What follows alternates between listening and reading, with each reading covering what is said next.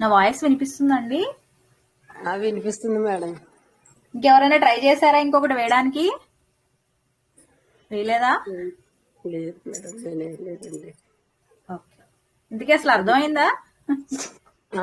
అర్థమైంది మేడం. కొంచెం వరకు వేసాను, మధ్యలో అలా ఆగిపోయింది. ఏంటండి కొంచెం పెద్దగా చెప్పరా? కొంచెం వేసాను మేడం. మేడం ఇప్పుడు భుక్తి అయిపోయింది కదా, భుక్తి అయిపోయింది, మన మహాదశలు వేస్తాం మేడం, ఎన్ని సంవత్సరాలు ఉంటది అని. అది తర్వాత భుక్తి చూస్తామని ద్విదశలు వచ్చేటప్పటికి ఏ దశతో ఎండ్ అయిపోయిందో అక్కడ నుంచి మళ్ళీ రావాలా మేడం. అది కన్ఫ్యూజ్ అయ్యి అలా వీడియో ఉన్నా అర్థం కాక వదిలేసాను మేడం.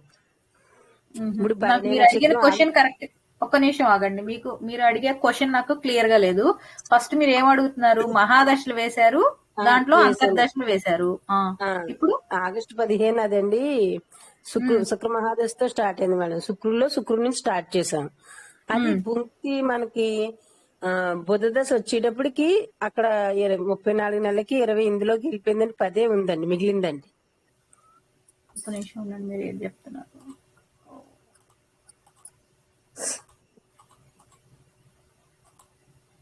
ఇదా మీరు చెప్పేది? రాహుదా శుక్రుడుదా? శుక్రుడిది మేడం. ఆగస్టు 15 చూడమన్నా. ఏంటి చెప్పండి. అవును, శుక్ర మహాదశతో స్టార్ట్ చేసి శుక్రుడు నుంచి మొదలు పెట్టాలి మేడం. అవును. అది మన భుక్తి ఉన్నది ఈ అన్నిటికి మనం ఎంత వరకు వస్తే అక్కడి నుంచి స్టార్ట్ అవుతుంది కదా మేడం. తీసేసుకుంటూ వస్తే 34 అదే శుక్ర మహాదశలో బుధ వరకు వచ్చింది మేడం. బుధ వరకు ఎందుకు వస్తుంది తీసేస్తే? బుధ వరకు ఎందుకు వచ్చిందండి? మీకు భుక్తి ఎన్ని సంవత్సరాలు ఉంది? 3 years 11 months కదా. 3 years 11 months అంటే మీరు లెక్క ఏంటి? 3 years అంటే 12 into 3 ఎంత? నేను రివర్స్ చేశాను మేడం. అది ఎన్ని సంవత్సరాలు ఉందో 16 సంవత్సరాలు తప్పేసుకొని ఉంటారు మీరు. అది ఏది చూడాలో కన్ఫ్యూజ్ అయ్యి ఇంకా అలాగా అంటే ఏది చూడాలి మేడం మనకి ఎన్ని మీరు సంవత్సరాలు తీసేయాలండి. ఒకసారి నేను చెప్తున్నాను చూడండి. ఎప్పుడైనా కూడా మీరు తీసేయాల్సింది ఏంటిది? భుక్తి అంటే అయిపోయింది తీసేయాలి. మీకు ఇంకా జరిగేది తీసేస్తే ఎట్లా? మీరు పుట్టిన దగ్గర నుంచి ముందుకి ఎంత ఉందనేది చూసుకుంటున్నారు. మీరు పుట్టినప్పటికి ఎంత అయిపోయింది అనేది తీసేసేయాలి.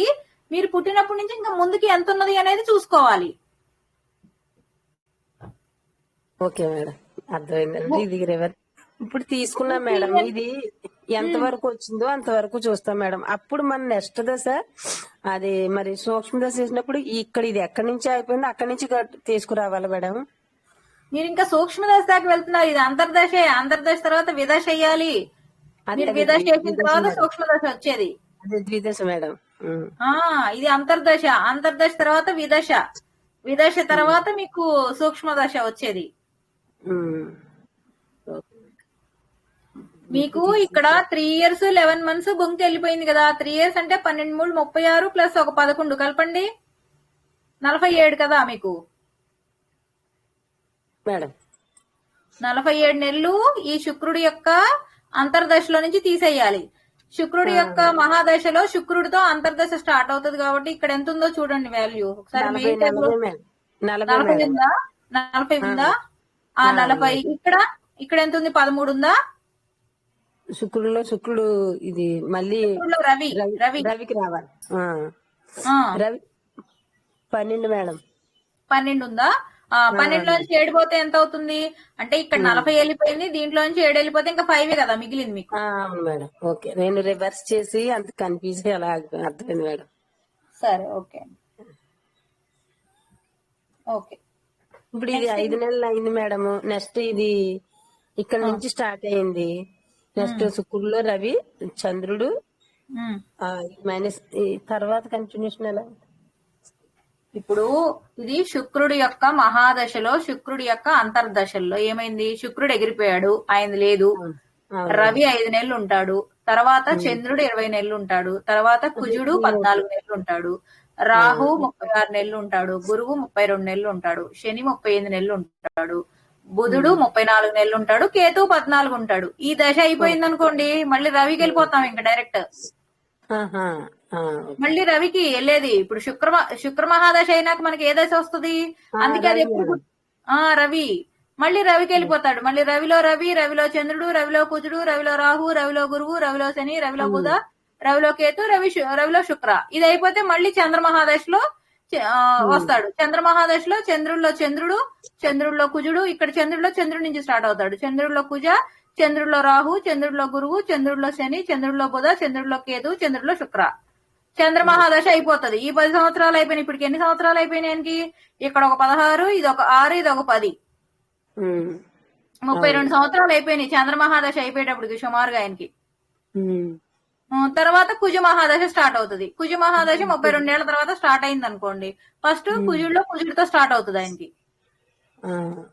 కుజుడిలో కుజుడు, కుజుడిలో రాహు, కుజుడిలో గురువు, కుజుడిలో శని, కుజుడిలో బుధ, కుజుడిలో కేతు, కుజుడిలో శుక్ర, మళ్ళీ కుజుడిలో రవి, కుజుడిలో చంద్ర. ఈ 7 ఏళ్ళు అయిపోతే మళ్ళీ ఆయనకి ఏమో స్టార్ట్ అవుతుంది రాహు మహాదశ. 39 ఏళ్ల నుంచి ఆయనకి రాహు మహాదశ. మళ్ళీ ఇంకొక 18 ఏళ్ళు ఉంటది. వచ్చిపోయి 57 ఏళ్ళు 56 ఏళ్ళు దాకా రాహు మహాదశ ఉంటది అనమాట. రాహు మహాదశ స్టార్ట్ అయినప్పుడు ఏమవుద్ది? రాహులో రాహు, రాహులో గురువు, రాహులో శని, రాహులో బుధ, రాహులో కేతు, రాహులో శుక్ర, రాహులో రవి, రాహులో చంద్ర, రాహులో కుజ. ఈ సీక్వెన్స్ గుర్తు పెట్టుకోవాలండి. నేను మీకు అదే చెప్తుంది. ఇది సీక్వెన్స్ గుర్తుంది మేడం. రచకురాజుషా బుకేష్ గుర్తుంది. ఇది ఇక్కడ నుంచి నేను ఏంటంటే బుంక్తి తీయకుండా మిగిలింది ఉన్నది తీసానండి. అందుకు కన్ఫ్యూజ్ అయ్యి మొత్తం. అది కన్ఫ్యూజ్ అవ్వద్దు. బుంక్తి అంటే ఏంటి? మనం తినేసింది. బుంక్తి అంటే తినటం. తినటం అంటే అయిపోయిందనే కదా. శేషము, ఇక్కడ శేషము అని రాసుకోండి. శేషం అంటే ఏంటిది? మిగిలింది అని. ఇది శేషం. 16 సంవత్సరాలు 1 నెల అనేది శేషం. బుంక్తి అనేది 3 years 11 months. ఎప్పుడైనా మనం తీసేయాల్సింది బుంక్తినే తీసేయాలి. అంటే తినేసింది, అయిపోయిందాన్ని తీసేసేయాలి. ఓకేనండి? ఇంకా డౌట్ ఉందా? Okay madam. ఇంకా ఎవరికైనా డౌట్ ఉందా అండి? ఇంకా అంతర్దశలు, జై శ్రీకృష్ణ. ఎవరికైనా డౌట్ ఉంటే చెప్పండి, మళ్ళీ ఒకసారి చెప్తాను.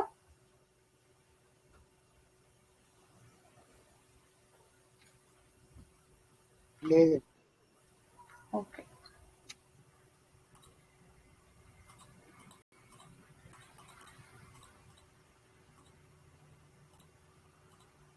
ఇది అర్థమైందండి? అంతర్దశలో గ్రహ బలాలు అనేది అర్థమైందా అందరికి?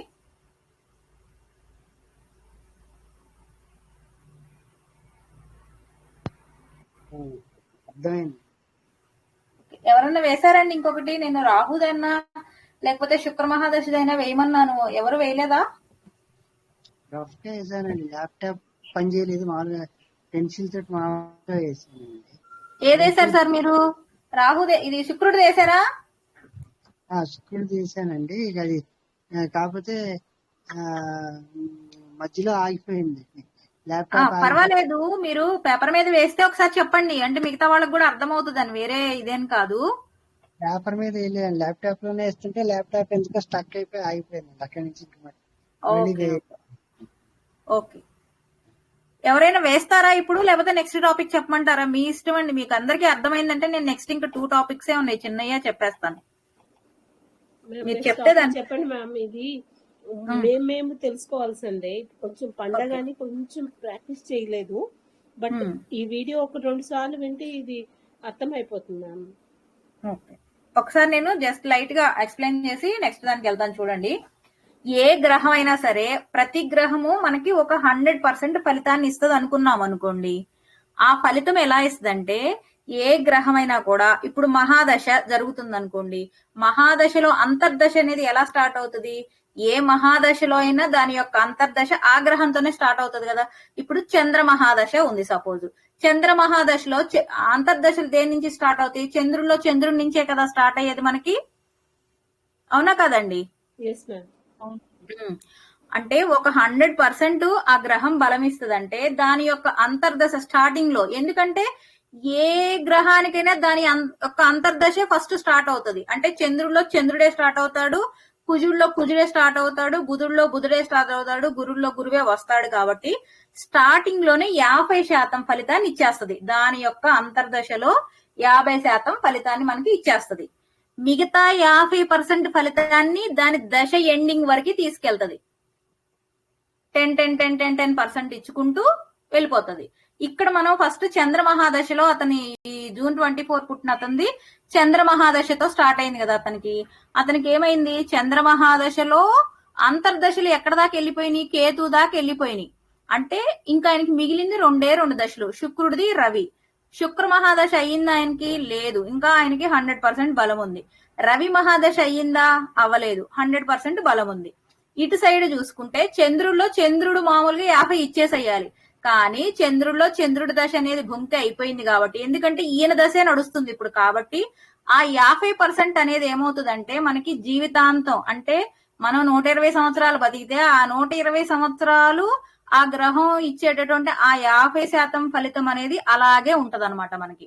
ఇక మిగతాదంతా మామూలేనండి. ఇంకా ఏ గ్రహమైనా దాని దశ అయిపోయింది అంటే దాని యొక్క ఫలితం మొత్తం కోల్పోతుంది.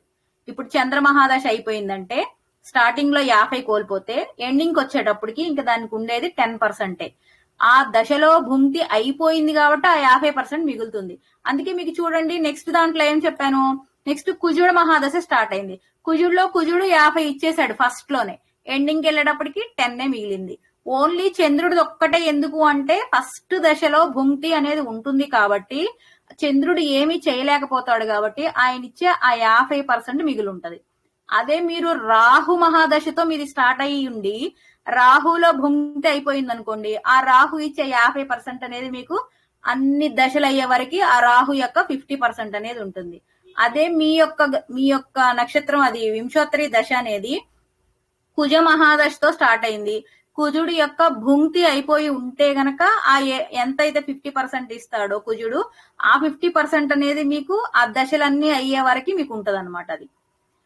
అదొక్కటే గుర్తుపెట్టుకోండి, ఫస్ట్ దశ ఏదైతే ఉంటుందో అది 99.9% అందరికీ కూడా భుంక్తే ఉంటుంది. ఎందుకంటే ఎగ్జాక్ట్ గా అతను ఆ నక్షత్రం స్టార్ట్ అయ్యే టైంలో చాలా తక్కువ మంది పుడతారు కాబట్టి ఏమవుతుందంటే ఫస్ట్ దశ అనేది అందరికీ వెళ్ళిపోతుంది చాలా వరకు. ఫస్ట్ దశ వెళ్ళిపోయింది అంటే ఆ దశ ఏదైతే స్టార్ట్ అవుతుందో ఆ దశలో ఉన్నటువంటి అంతర్దశ కూడా అది జరగదు కాబట్టి ఆ గ్రహం ఇవ్వాల్సిన 50% ఫలితాన్ని మనకి ఎప్పటికీ అట్లాగే ఉంటది అనమాట. అదొక్కడే గుర్తుపెట్టుకోవాలి. ఇక మిగతా అన్ని యాజ్ ఇట్ ఈజ్ 50% ఫస్ట్ లో వేస్తే ఆ దశ ఎండింగ్కి వెళ్ళేటప్పటికి దానికి 10% వస్తుంది. నేను అదే తీసుకున్నాను. కుజ మహాదశలో ఆయన 50% ఇచ్చాడు స్టార్టింగ్ లోనే, ఎండింగ్కి వెళ్ళేటప్పటికి ఎంత ఉంది ఆయనకి 10% వచ్చేసింది. మొన్న మీకు ఇక్కడెక్కడో చంద్రుడిది నెగిటివ్ వేసినట్టున్నాను చూడండి, మార్చాను.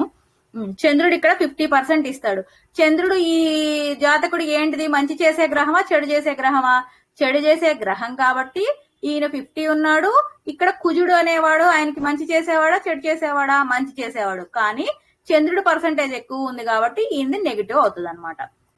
నెక్స్ట్ దశకి వెళ్ళేటప్పటికి ఇప్పటికి ఎన్ని అయిపోయినాయి, మనకి 2 అయిపోయినాయి. ఏమైపోయినాయి, చంద్రుడిది అయిపోయింది, కుజుడిది అయిపోయినాయి. ఈ 2 చూడండి, చంద్రుడు ఒక్కటే 50 ఉన్నాడు, కుజుడిది ఎందుకంటే 10 అంటే ఆయన మొత్తం ఇచ్చేసాడు, ఆ దశ మొత్తం ఆయన అయిపోయింది కాబట్టి ఓన్లీ లాస్ట్ లో 10% మాత్రమే ఉంది.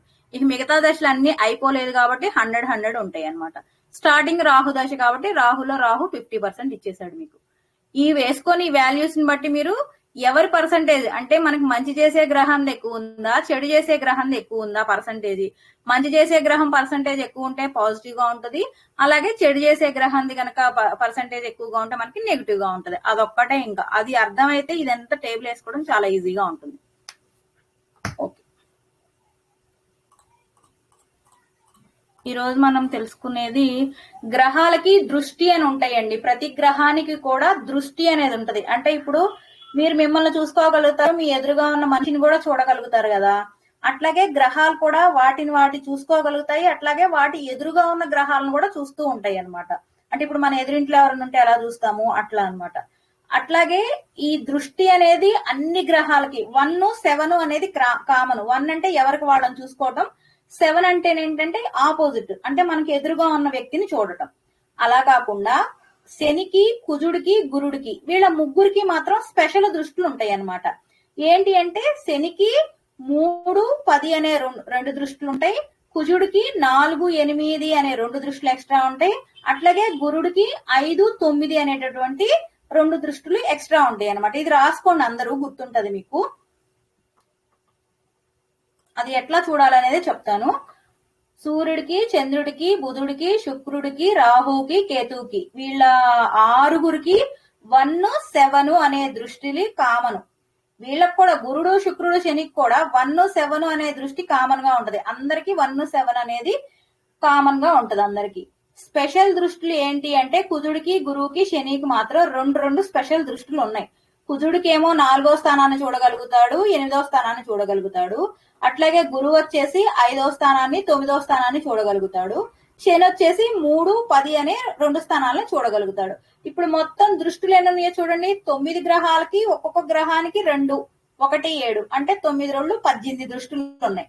అలాగే కుజుడు గురువు శనికి ఇంకా 2 ఈ 18 + 6 మొత్తం ఎన్ని 24 దృష్టిలు ఉంటాయి అన్నమాట. అది మనం ఎట్లా చూడాలంటే ఇక్కడ చూపిస్తున్నారు చూడండి. సపోజ్ మన లగ్నం అంటే మన టేబుల్ ఇలా వచ్చింది అనుకోండి, ఈ దృష్టిలు అనేది ఇట్లా రాసుకోవాలి. ఫస్ట్ మనం రవితో స్టార్ట్ చేద్దాం. ఇక్కడ రవి ఎక్కడ ఉన్నాడు? ఈ బాక్స్ లో ఉన్నాడు కదా. రవి తను తాను చూసుకుంటాడు. సో ఆయనకి ఓన్ దృష్టి ఉంది. ఓన్ కాకుండా ఆయనకి ఇంకొకటి ఏంటిది 7వ దృష్టి ఉంటుంది అనుకున్నాం కదా. ఇలా లెక్క పెట్టుకోండి. 1 2 3 4 5 6 7 7 లో ఉన్న గ్రహం ఉందా? ఏమి లేదు. సో సూర్యుడు ఇక్కడ 7వ స్థానంలో ఏ గ్రహం లేదు కాబట్టి ఎవరిని చూస్తలేదు. ఆయన ఒక్కడే చూసుకుంటున్నాడు. సూర్యుడు అయిపోయింది. నెక్స్ట్ చంద్రుడు ఎక్కడ ఉన్నాడో చూడండి. చంద్రుడు ఈ బాక్స్ లో ఉన్నాడు. చంద్రుడు తనను తను చూసుకుంటున్నాడు ఓను. నెక్స్ట్ ఈయనకి ఇంకొకటి ఎక్స్ట్రా దృష్టి ఏముంది 7. ఎప్పుడైనా ఆపోజిటే ఉంటుంది చూడండి. మీకు ఇది ఐడియా ఉంటే చూసుకోండి, లేదంటే ఇట్లా కౌంట్ చేసుకోండి. 1 2 3 4 5 6 7 ఇది కూడా ఆపోజిట్. ఇది అంటే వీళ్ళకి ఎదురుగా ఉన్నారు అని. ఎదురుగా ఉన్న గ్రహాలు ఏమైనా ఉంటే చూస్తూ ఉంటారు. చంద్రుడికి ఎదురుగా కూడా ఎవ్వరూ లేరు కాబట్టి ఆయన ఒక్కడే చూసుకుంటున్నాడు. నెక్స్ట్ కుజుడికి ఏమేమి ఉన్నాయి చెప్పండి. ఇంతకు ముందు మనం అనుకున్నాం కదా కుజుడికి ఏమేమి దృష్టిలు ఉన్నాయి? 4 8 1 7 4 8 1 7. ఫస్ట్ 1 ఎవరిని వాళ్ళే చూసుకుంటారు కాబట్టి 1 ఉంది. తర్వాత ఏంటిది 4 1 2 3 4 4 లో ఏమైనా ఉన్నాయా? ఏమి లేవు. తర్వాత 7 5 6 7 7 లో ఎవరున్నారు? రాహు ఉన్నాడు కాబట్టి కుజుడు రాహుని చూస్తున్నాడు. కాబట్టి కుజుడు ఓన్ ఒకటి 7th దృష్టితో రాహుని కూడా చూస్తున్నాడు. ఇంకొకటి ఏముంది అనుకున్నాం ఆయనకి 7 తర్వాత 8 కూడా ఉంది. 8 లో ఎవరున్నారు? శని ఉన్నాడు. అంటే కుజుడు రాహుని చూస్తున్నాడు 7వ దృష్టితో, 8వ దృష్టితో శనిని చూస్తున్నాడు అనమాట. అదే ఇక్కడ రాసాను చూడండి. దృష్టి 8లో ఎవరిని చూస్తున్నాడు? కుజుడు శనిని చూస్తున్నాడు. నెక్స్ట్ కుజుడు తర్వాత రాహు ఎవరిని చూసుకుంటున్నాడు? ఆయనే చూసుకుంటున్నాడు. ఇంకా చూస్తే ఏం చేస్తాడు? కుజుడు ఆపోజిట్ లో కేతు ఉంటాడు కాబట్టి ఎప్పుడు రాహు కేతులు ఆపోజిట్ లోనే ఉంటారు కాబట్టి 7వ దృష్టితో వాళ్ళని ఒకళ్ళు చూసుకుంటూ ఉంటారు. రాహువు ఓన్ ఒకటి. అట్లాగే దృష్టి 7 లో ఎవరున్నారు? కుజుడున్నాడు, కేతు ఉన్నాడు, అట్లాగే లగ్నం ఉన్నాడు. కాబట్టి ఈ 3 ఆయన వీక్షిస్తున్నాడు. ఎవరు? రాహు తన 7వ దృష్టితో ఈ బాక్స్ లో ఉన్నటువంటి కుజుడిని, కేతువుని, అట్లాగే లగ్నాన్ని, ఈ 3 కూడా వీక్షిస్తున్నాడు. నెక్స్ట్ గురువుకి ఏమేమి ఉన్నాయి అనుకున్నామండి? 5 1 7 7 5 9 1 5 7 9. ఇది చూడండి. గురువు ఇక్కడ ఉన్నాడు కదా. 1లో ఆయన చూసుకుంటున్నాడు. తర్వాత 5 1 2 3 4 5 5లో ఎవరు లేరు. తర్వాత 7 6 7 లో కూడా ఎవరు లేరు. తర్వాత 9 8 9 లో రాహు ఉన్నాడు కాబట్టి ఆయన 9వ దృష్టిలో, అంటే గురువు 9వ దృష్టితో రాహుని చూస్తున్నాడు అన్నమాట. నెక్స్ట్ శనికి ఏమేమి ఉన్నాయి అనుకున్నాం? స్పెషల్ గా ఉన్నాయి కదా. ఎవరెవరికి స్పెషల్ గా ఉన్నాయి అనుకుంది? కుజుడికి, శనికి, ఇంకా గురువు. శనికి, గురువుకి, కుజుడికి ఈ 3కే స్పెషల్ దృష్టిలు ఉన్నాయి. శనికి ఏమేమి ఉన్నాయండి? స్పెషల్ దృష్టి ఏముంది ఆయనకి? 1 7 కాకుండా 3 10.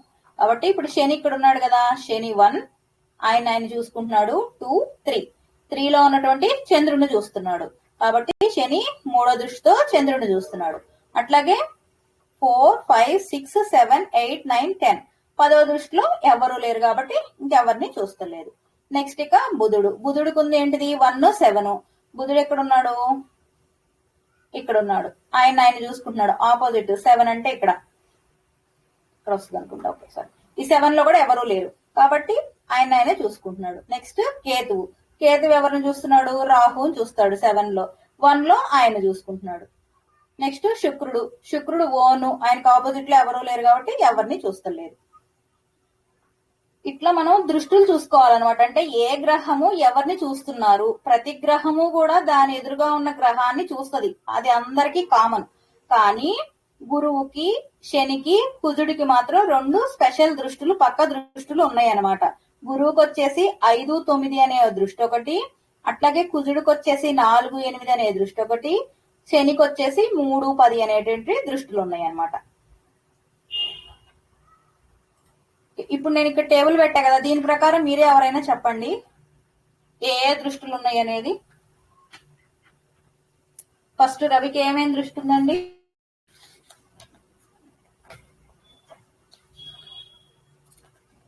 జై శ్రీకృష్ణ, నా మాట వినిపిస్తుందండి? రవికి 1, 7 ఉంది. రవికి 1, 7 అంటే ఎవరున్నారు సార్? రవి ఎవరిని చూస్తున్నాడు చెప్పండి? రాహుల్ చూస్తున్నాడు, రవికి శనిని చూస్తున్నాడు, రవి శనిని 7వ దృష్టితో శనిని చూస్తున్నాడు, 1వ దృష్టితో తను చూసుకుంటున్నాడు. ఓకేనా? తర్వాత చంద్రుడు చెప్పండి.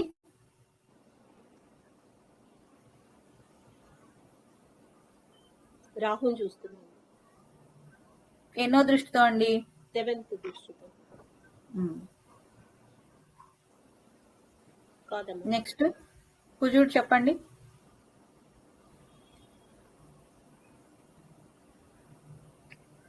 4వ దృష్టితోనేమో లగ్నమా మ్యామ్? అది 4వ దృష్టితో లగ్నాన్ని చూస్తున్నారు. లగ్నం అంటే ఇది అంతేనా మ్యామ్? అంతే అండి, లగ్నమే చూస్తున్నాడు. ఇంకా లగ్నము చూస్తున్నాడు. 1, 2, 3, 4, 7 లో ఎవరిని చూడ, 8 లో కూడా ఎవరిని చూడటం లేదు. చూడటం లేదంటే అక్కడ ఏమీ లేవు గ్రహాలు, అక్కడ ఏమి లేవు, గ్రహాలు లేవు. అవును. తర్వాత రాహు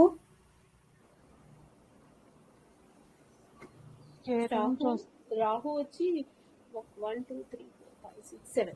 అంటే తన 7వ దృష్టితో రాహువు చంద్రుణ్ణి, శుక్రుణ్ణి, కేతువుని చూస్తాడు.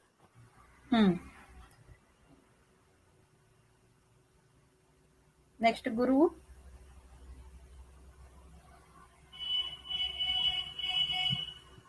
ఒకటో దృష్టితో గురువుని చూస్తున్నారు.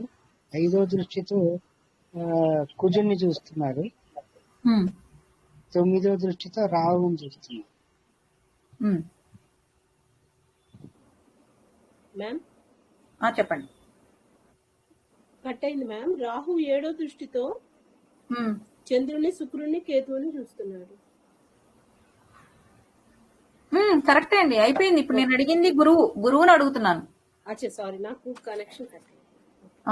గురువు చెప్పండి. గురువు ఎవరిని చూస్తున్నాడు? 4వ దృష్టితో సూర్యుడిని, బుధుడిని చూస్తున్నాడు. ఒక్కసారి ఒక్క నిమిషం గురువు దృష్టిలు గుర్తు తెచ్చుకోండి ఒకసారి, ఏమేంటివి అనేది. 4817 మ్యామ్. గురువుకి 1579. 5 వచ్చి కుజుని చూస్తున్నాడు. 7th లో ఎవరు లేరు. 9th లో రాహుని చూస్తున్నాడు. నెక్స్ట్ శనికి 1వ దృష్టి కదా, 7వ దృష్టి కాబట్టి 1. శనికి ఒకసారి చెప్పండి ఎన్ని దృష్టిలు ఉన్నాయి? బుధుడిని చూస్తున్నారు ఆయన. సూర్యుడు 1, 7, 3, 10 మ్యామ్. సో 3లో ఎవరు లేరు.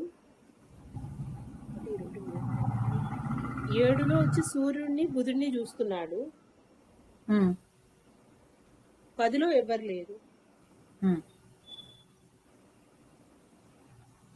నెక్స్ట్ బుధుడికి వచ్చి 7. బుధుడు డైరెక్ట్ శనిని చూస్తున్నాడు కదా, ఆపోజిట్ శనిని చూస్తున్నాడు బుధుడు. 1లో బుధుడు సూర్యుని కూడా చూస్తున్నాడు. అవునండి, కరెక్ట్. 1లో సూర్యుని కూడా చూస్తున్నాడు. 7th లో శని. కేతువు దీంట్లో చంద్రుణ్ణి, శుక్రుణ్ణి చూస్తున్నాడు. భావంలో రాహుని కేతు చూస్తున్నారు. రాహుని చూస్తున్నాడేమో. అంటే వాళ్ళిద్దరు ఎప్పుడు ఆల్వేస్ 1-7 లోనే ఉంటారు కదా మ్యామ్, అవునవును రాహు కేతు. అవును. కాబట్టి 1లో చంద్రుని, శుక్రుని, 7లో రాహుని. కరెక్ట్. నెక్స్ట్ శుక్రుడు. శుక్రుడు తన 1లో చంద్రుని, కేతుని, 7లో రాహుని. కరెక్ట్ అండి. చెప్పిన వాళ్ళు కాకుండా రెండో వాళ్ళు సెకండ్ టేబుల్ ట్రై చేస్తారా? మీకు దీనికోసమేనండి, అర్థం కావడం కోసం ఇంకో టేబుల్ పెట్టాను. చెప్పని వాళ్ళు కాకుండా ఎవరైనా ట్రై చేయండి. చెప్పిన వాళ్ళు కాకుండా, సారీ.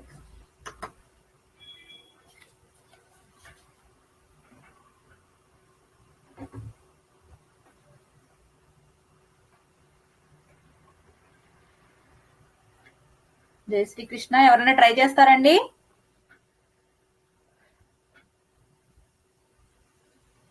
సింధు గారు ట్రై చేస్తారా? సింధు గారా? అపర్ణ గారు గాని ట్రై చేయండి, ఎవరైనా గాని. శని చెప్పండి. ఫస్ట్ రవి చెప్పండి, మీకు సీక్వెన్స్ వస్తుంది. రవి ఎవరిని చూస్తున్నారు చెప్పండి. రవి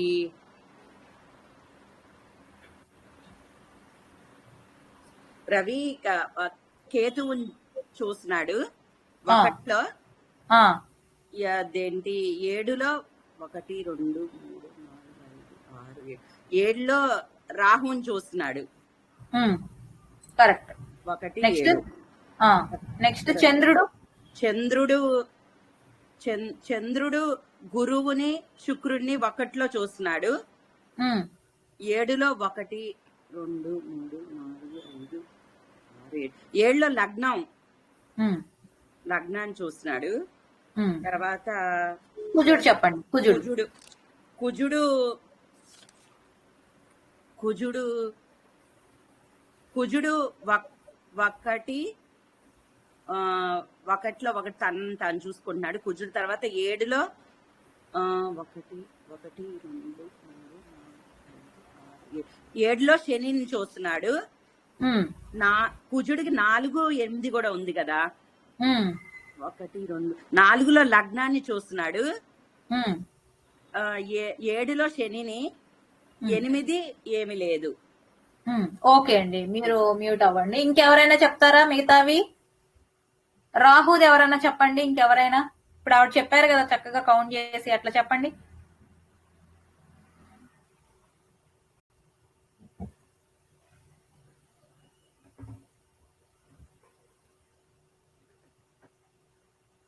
శ్యామల గారు మీరు చెప్తారా? రాహుల కేతుని చెప్పండి. రాహు కేతుని సూర్యుడిని చూస్తున్నాడు. ఎన్నో దృష్టితో అండి? రాహు 7వ దృష్టితోటండి. కరెక్ట్. రాహుకి ఎన్ని దృష్టిలు ఉన్నాయి? ఒకటే దృష్టి ఉంది మేడం. కరెక్టేనండి. కరెక్ట్ అండి. తన చూసుకుంటాడు, ఆపోజిట్ లో చూస్తాడు. 1 7. నెక్స్ట్ గురువు చెప్పండి. గురువు కూడా 1వ స్థానం చూస్తున్నాడు. 1లో ఏం చూస్తున్నాడు? ఇప్పుడు గురువు ఎక్కడ ఉందా? గురువు సూర్యుని, చంద్రుడిని, శుక్రుడిని చూస్తున్నాడండి. 5వ స్థానం. ఎవరు లేరండి 5వ స్థానంలో. 9లో రాహుని చూస్తున్నాడండి. మేడం కరెక్టేనండి? కరెక్టే అండి, కరెక్టే. మీరు కౌంట్ చేసుకొని చూడండి. గురువుకి ఏమేం దృష్టిలు ఉన్నాయి? 1, నెక్స్ట్ 5 5 9 అండి. 7 కూడా ఉంది. మీరు మర్చిపోతున్నారు. 7 అనేది అన్నిటికీ కామన్ ఉంటదండి. అవునండి, అవును. దాని ప్రకారం చెప్పండి. ఒకసారి 1 5 7 9 గురువుకండి. కుజుడికి 1 ఉంది కదండి మేడం. కుజుడు 4 9 7 అండి. ఎవరికి? కుజుడికండి. 4 7 8 అండి. ఉమ్, శనికి 3 10 అండి. ఉమ్, 7 కూడా ఉందండి. ఉమ్. ఉమ్. కుజుడికి కూడా ఉంది 7. 4 7 8 కుజుడికి. ఏ, గురువుకి శనికి ఏమో ఉమ్, శనికి 3 7 10 స్థానాలండి. ఉమ్. గురువుకి గురువుకి 1 5 7 9 అండి. మీరు చెప్తే ఒకటే ఆర్డర్ చెప్పండి. అందరికి ఒకటి ఉంటది కాబట్టి చెబితే అందరికి ఒకటి చెప్పండి, లేకపోతే ఒకటి మిస్ చేసేయండి. ఎందుకంటే ఎవరి నాళ్ళు చూసుకుంటారు కాబట్టి అది లెక్క అలాగే కాదు కాబట్టి. ఓకేనా? అలాగే అలాగే అండి. ఆ, ఇప్పుడు చెప్పండి. నెక్స్ట్ గురువు ఉమ్, గురువుకి 5వ స్థానంలో ఎవరూ లేరు మేడం. ఓకే. 7వ స్థానం చూడండి. నెక్స్ట్ 5 తర్వాత 7 కదా. లగ్నం ఉంది మేడం. లగ్నాన్ని చూస్తున్నాడు గురువు. ఓకే. లగ్నాన్ని చూస్తున్నాడు. ఉమ్, 9లో రాహుని చూస్తున్నాడండి. ఓకే. ఆ తర్వాత శని చెప్పండి. అట్లాగే శని శని తను తాను చూసుకుంటున్నాడు. 3వ స్థానంలో ఎవరు లేరండి తనకి. ఉమ్, 7 7లో కుజుడిని చూస్తున్నాడండి. ఉమ్, 10లో లగ్నాన్ని చూస్తున్నాడు మేడం. నెక్స్ట్ బుధుడు బుధుడు తను తాను చూసుకుంటున్నాడు అండి. 7వ స్థానం ఎవరూ లేరు మేడం. నెక్స్ట్ కేతువు కేతువు 1వ స్థానం 7వ స్థానం మేడం. తను తాను రాహు అండి. 1వ స్థానంలో ఆయన్ని చూసుకుంటే ఇంకెవరిని కూడా చూస్తున్నాడు. ఎవరిని చూస్తున్నాడా? రాహుని చూస్తున్నారు. ఏంటి? 7వ స్థానం తోటి, 7వ దృష్టితోటి. 7వ దృష్టితో మొదటి దృష్టితో తన సూర్యుని కూడా చూస్తున్నారండి. అంటే తన బాక్స్ లో ఉన్నటువంటి సూర్యుడిని కూడా 1వ దృష్టితో చూస్తున్నాడు అన్నమాట. అదే. నెక్స్ట్ శుక్రుడు 1వ దృష్టి 7వ దృష్టి. శుక్రుడు చంద్రుడిని గురువు శుక్రుడు అండి. 7వ స్థానం 7వ స్థానం లగ్నాన్ని చూస్తున్నారు. లగ్నాన్ని మేడం. అంతే అండి. కరెక్ట్. అర్థమైందండి ఇది? అర్థమైంది మేడం. మళ్ళీ సరే మేడం. పంచాంగంలో కూడా ఒకసారి మేము ఈ బాక్స్ కాకుండా పంచాంగంలో కూడా ఒకసారి మేము చూసి ట్రై చేస్తే మాకు కొంచెం ఇంకా అర్థం అవుతుందేమో అని. అదేనండి, మీరు ఒకటి వేసుకుంటే మీకు ఇంకా బాగా అర్థం అవుతుంది. నేను అదే చెప్తున్నాను, మీకు ఎన్నిసార్లు చెప్తున్నాను. నేను చెబితే నాకు వస్తుంది, చేస్తే మీకు వస్తుంది. మీరు వేసుకుంటే ఏంటంటే వేస్తున్నప్పుడు డౌట్ వస్తాయి అనమాట మీకు. అప్పుడు ఇక్కడ ఏంటో కదా అని డౌట్ వచ్చి ఆగిపోతారు. మళ్ళీ ఇందాక చక్రలక్ష్మి గారు ఆగిపోయారు చూసారు. అట్లా సరే మేడం, ట్రై చేస్తాను.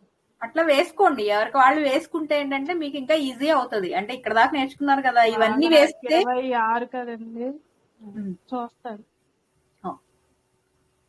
ఓకే, ఇది అర్థమైందండి. నెక్స్ట్ చెప్పనా? ఇంకా నెక్స్ట్ ఇంకొక టాపిక్ ఉంది మేడం. ఇవాళ 26 కదండి. ఇవాళ ఒక్కసారిది చెప్తాను మేడం. నేను ఇవాళ ఈ బాక్స్ లోదండి గ్రహస్థితి అండి. గ్రహాల దృష్టి గురువు ఎక్కడో వాళ్ళదే. మీరు ఏం చెప్పాలనుకుంటున్నారండి? నాకు అర్థం కాదు. అంటే ఇవాళది ఏదన్నా లగ్నం తీసుకొని చెప్తానంటున్నారా? నెట్ లో చూసి చూస్తాను మేడం. చూసి మళ్ళీ ఒకసారి అడుగుతాను. డౌట్ ఉంది. ఓకే ఓకే అండి. నెక్స్ట్ గ్రహ ఉచ్చ నీచ స్థానాలండి. మనము ముందు క్లాసులో ఏం చెప్పుకున్నాము? కొన్ని గ్రహాలు మంచి గ్రహాలు ఉన్నాయి, కొన్ని చెడు గ్రహాలు ఉంటాయి అని సహజంగా అని చెప్పుకున్నాం కదా. సహజంగా మంచి చేసే గ్రహాలు ఏంటివి, సహజంగా చెడు చేసే గ్రహాలు ఏంటి? గుర్తున్నాయా ఎవరికైనా? కొంచెం గుర్తున్నాయి. చెప్పండి సార్. ఫస్ట్ క్లాస్ లో చెప్పుకున్నాం అసలు ఇవన్నీ ఏమీ లేనప్పుడు. మేషంలో రవికి వచ్చామండి. నేను ఇది ఉచ్చి చెప్పట్లేదు సార్. ఉచ్చి గురించి నేను చెప్పను. గురువు శుక్రుడు కొంచెం మేలు చేస్తారండి. హ్మ్. బుధుడు మిశ్రమ ఫలితాన్ని ఇస్తాడు. హ్మ్. పాప ఆ చంద్రుడు కూడా పూర్ణ చంద్రుడు అయితే ఆ, మంచి. అవును అవును, కరెక్ట్ అండి, కరెక్ట్. అంటే ఆ, అవి ఏంటంటే సహజ గుణాలు అవన్నీ కూడా వాటికి. ఆ 4 గ్రహాలు గురుడు, శుక్రుడు, చంద్రుడు, అట్లాగే బుధుడు, ఈ 4 మంచి చేసే గ్రహాలు.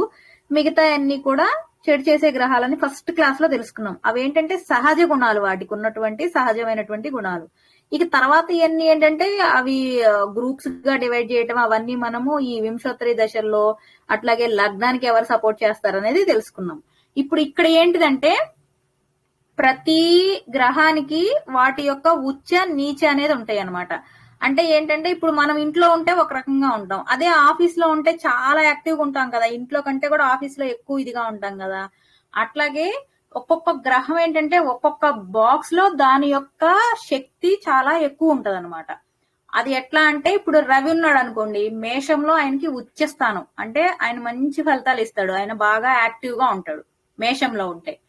అదే రవి తులలో ఉన్నాడు అనుకోండి, సపోజ్ మన బాక్స్ లో గీసినప్పుడు తులలో ఉంటే ఏమవుతాడు, ఆయన నీచ స్థానం అనమాట. అక్కడ ఆయనకి రవికి తుల అనేది నీచ స్థానం. ఆ బాక్స్ లో ఉంటే ఏం చేస్తాడంటే, ఇప్పుడు ఆ బాక్స్ ఏ భావానికి సంబంధించి ఉంటుందో, మనకి గనక మంచి చేసే గ్రహం అయితే, నేను చెప్తుంది ఫస్ట్ ఒకటి చూడండి, ఏ గ్రహం అయినా మనకు మంచి చేసే గ్రహం. సపోజ్ ఇప్పుడు రవి మంచి చేసే గ్రహం అనుకోండి, ఉచ్చ స్థానంలో ఉంటే మనకి మంచి చేస్తాడు. అదే నీచ స్థానంలో ఉన్నాడు అనుకోండి, మంచి చేసే గ్రహము మనకు మంచి ఫలితాలు ఇవ్వకుండా న్యూట్రల్ అయిపోతుంది, అంటే మనకి ఇవ్వాల్సిన ఫలితాలు ఏమి ఇవ్వదు, ఆయనకి శక్తి ఏమీ ఉండదు అక్కడ ఉంటే. అదే నీచ గ్రహం గనక మనకి ఉందనుకోండి, సపోజ్ ఇప్పుడు శని ఉన్నాడు, శని నీచ గ్రహం ఎక్కడ, మేషంలో. అదే తులలోకి వెళ్ళేటప్పటికైనా శని అనేది ఉచ్చగా ఉంటది. ఇప్పుడు శని నాకు చెడు చేసే గ్రహం అనుకోండి, సపోజ్ శని గనక నీచ స్థితిలో ఉంటే మేషంలో మనకి ఏమీ చేయలేడు. ఇంకా ఆయన నీచంలో ఉన్నాడు అంటే ఇంక మనకి అంటే సారీ, నీచంలో ఉన్నాడు అంటే మనకి చెడు చేస్తాడు, అంటే అక్కడ ఆయన ప్రభావం ఎక్కువగా ఉంటది అనమాట. ఉచ్చలో ఉంటేనేమో ఆయన ప్రభావం ఎక్కువ ఉంటుంది, నీచలో ఉంటేనేమో ప్రభావం తక్కువగా ఉంటుంది. అదేంటంటే ఆ బాక్స్ ను బట్టి ఉంటది అనమాట. మనకి మేషంలో ఉంటే రవి ఉచ్చలో ఉంటాడు, అదే దానికి ఆపోజిట్ చూడండి, దాని 7వ పొజిషన్ 1 2 3 4 5 6 7 7th పొజిషన్ లో ఏమవుతాడంటే ఉచ్చులో ఉంటే నీచంకి వెళ్తాడు, నీచులో ఉంటే ఉచ్చులోకి వెళ్తాడు. అట్లా ప్రతి గ్రహానికి ఒక్కొక్క ప్లేస్ ఉంది. రవికేమో మేషం ఉచ్చ, అట్లాగే చంద్రుడికి వచ్చేసి వృషభం ఉచ్చ, గురుడికి వచ్చేసి కర్కాటకం ఉచ్చ, అట్లాగే బుధుడికి వచ్చేసి కన్య అనేది ఉచ్చస్థానం, శనికి వచ్చేసి తుల అనేది ఉచ్చస్థానం, అట్లాగే కుజుడికి వచ్చేసి మకరం అనేది ఉచ్చస్థానం, అట్లాగే శుక్రుడికి వచ్చేసి మీనం అనేది ఉచ్చస్థానం. ఫస్ట్ ఉచ్చ స్థానాలు గుర్తుపెట్టుకోండి. ఉచ్చ స్థానం గుర్తుపెట్టుకుంటే ఆపోజిట్ వాటికి 7వ ప్లేస్ అనేది వాటి యొక్క నీచ స్థానం అయిపోతుంది. ఇప్పుడు రవిని చూసాము, రవికి మేషం అనేది ఉచ్చ అయింది, అట్లాగే 7వ స్థానం ఏంటిది రవికి ఆపోజిట్ లో తుల అనేది ఆయనకి నీచ అయింది. చూడండి, కనిపిస్తుందా మీకు? అర్థమైందండి నేను చెప్తుంది?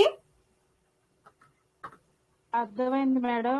రవి ఒకవేళ వృషభంలో ఉంటే ఈ వృచ్చికం ఏమీ ఉండదు, ఉండదండి. ఏమీ ఉండదు. అప్పుడు రవి వృషభంలో ఉంటే ఏమీ లేదు. మీకు మేషంలో ఉంటేనే ఉచ్చులో ఉంటాడు ఆయన. మీకు మంచి చేసే గ్రహం అయితే మంచి ఫలితం ఇస్తుందండి. చెడు చేసే గ్రహం అనుకో, సపోజ్ రవి చెడు చేసే గ్రహము కానీ మేషంలో ఉన్నాడు, అప్పుడు ఏమవుతుంది, ఆయన చేసే చెడు కూడా అదే రేంజ్ లో ఉంటది, అంత హైలో ఉంటది. అర్థమైందండి నేను చెప్పింది? రవి మేషంలో ఉంటే ఉచ్చలో ఉన్నట్లు. ఉచ్చ అంటే మంచి శక్తి, అంటే బాగా ఫలితాలు ఇచ్చే స్థితిలో ఉన్నట్లు. అది ఏంటిది, మనకి మంచి చేసే గ్రహం అయితేనే. అదే మనకి రవి గనక చెడు చేసే గ్రహం అయితే అదే బాక్స్ లో ఉన్నప్పుడు ఏం చేస్తాడంటే ఆయన ఇంతకంటే ఎక్కువగా మనకి చెడు ఫలితాలను ఇస్తాడు. అందుకే మనకి ఫస్ట్ బాక్స్ చూడంగానే ఏ గ్రహాలు ఉచ్చ స్థితిలో ఉన్నాయి, ఏ గ్రహాలు నీచ స్థితిలో ఉన్నాయి, ఏ గ్రహం మనకి మంచి చేసే గ్రహం ఉచ్చులో ఉందా లేకపోతే చెడు చేసే గ్రహం ఉచ్చులో ఉందా అనే చూస్తారు. ఎప్పుడైనా కూడా చెడు చేసే గ్రహం ఉచ్చులో ఉంటే ఏమవుతుంది, మనకి ఎక్కువ మనకి చెడు ఫలితాన్ని ఇస్తుంది. అదే చెడు చేసే గ్రహం నీచలో ఉంటే ఏమవుతుంది, మనకి చెడు ఇవ్వాల్సింది పోగా ఏమీ చేయలేదు, అది సైలెంట్ గా అయిపోతుంది అనమాట. ఇది అర్థమైందండి ఈ కాన్సెప్ట్ నేను చెప్పింది? ఎవరికైనా అర్థమైనా ఒకసారి ఎక్స్ప్లెయిన్ చేయండి. శంభుప్రసాద్ గారు మీకు అర్థమైతే ఒకసారి చెప్తారా? ఇప్పుడు రవికి మేషం వచ్చండి. ఉమ్, రవి కనుక మేషంలో ఉంటే మంచి చేస్తాడు. అదే తులలో ఉంటే నీచ కాబట్టి అక్కడ నీచం చేస్తాడు. ఈ రెండు రాసుల్లో కాకుండా వేరే రాసుల్లో ఉంటే అంకేం బలం ఉండదు. అలా న్యూట్రల్ గా ఉంటాడు. ఏం మంచి చేయడు, చెడు చేయడు అనమాట. ఎవరికైతే ఏ రాశిలో ఉచ్చ ఉందో అక్కడ బలంగా ఉండి మంచి చేస్తారు. దానికి ఆపోజిట్ 7వ రాశికి వచ్చేసరికి నీచం అవుతుంది. అక్కడ ఆ, మనకి పాపం చేస్తారు. మిగతా వేరే రాశుల్లో ఉన్నప్పుడు వాళ్ళు ఇక్కడ ఉచ్చ నీచ బలాలు ఏమి ఉండవు కాబట్టి అక్కడ ఏం ఫలితం ఉండదు. కరెక్టే. కాకపోతే ఇప్పుడు రవిలో ఉచ్చులో ఉన్నాడని మళ్ళీ ఆపోజిట్ 7వ స్థానంలో ఆయన నీచి చూపిస్తాడని కాదు. మనకి గ్రహం ఉన్న పొజిషన్ బట్టి. ఒక్క నిమిషం చూడండి, నేను ఇప్పుడు ఈ బాక్స్ చూపిస్తున్నాను కదా.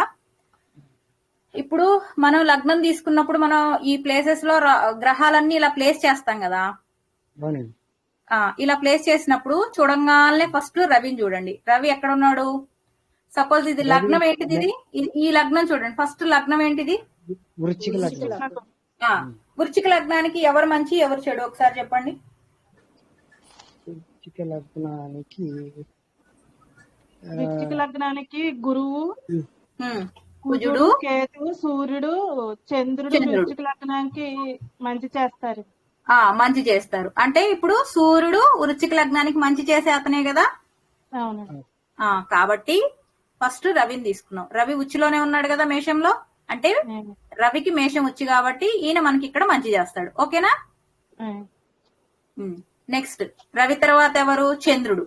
చంద్రుడికి ఎవరని చెప్పాను ఫస్ట్. అసలు ఇక్కడ ఈ బాక్స్ లో గుర్తుపెట్టుకోండి. ఫస్ట్ రవికి ఉచ్చి వచ్చేసి మేషము, చంద్రుడికి ఉచ్చి వచ్చి వృషభము, కర్కాటకము గురికి ఉచ్చ, అట్లాగే కన్య అనేది బుధుడికి ఉచ్చ, అట్లాగే శని అనేది తులకి ఉచ్చ. ఇది రాసుకోండి అందరు. అసలు నేను టైం ఇస్తాను.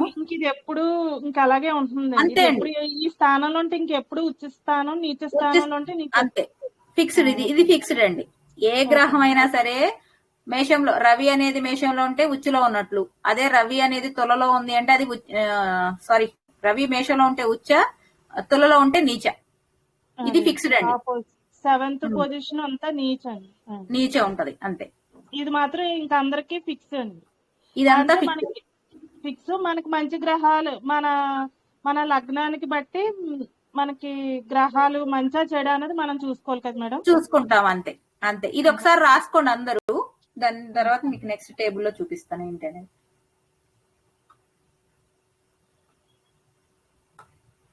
మేషము రవికి ఉచ్చ, శనికి నీచ. అందుకే చూడండి ఉచ్చులో నేను రెడ్ లో పెట్టాను, మీరు కన్ఫ్యూజ్ అవ్వకండి. నీచలో ఉన్నవన్నీ బ్లాక్ లో పెట్టాను.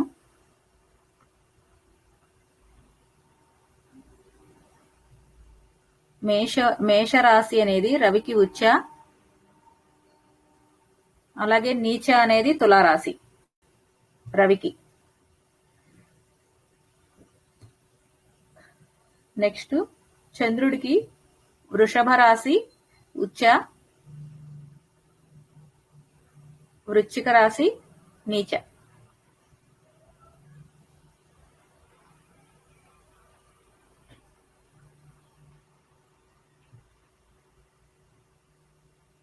ఎందుకనే చూడండి, మేషము అంటే మనకి స్టార్టింగ్ ఎండాకాలంలో స్టార్ట్ అవుతుంది. రవి సూర్యుడు ఎక్కువ పవర్ఫుల్ గా ఉంటాడు, అందుకని ఆయనకి ఉచ్చ మేషరాశి.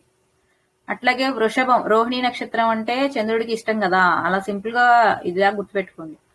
వృషభంలో రోహిణి వస్తుంది కాబట్టి ఆయనకి ఇష్టం కాబట్టి చంద్రుడు అక్కడ ఉచ్చలో ఉన్నాడు. అట్లాగే బుధుడికి కన్య ఉచ్చ, మీనం అనేది నీచ.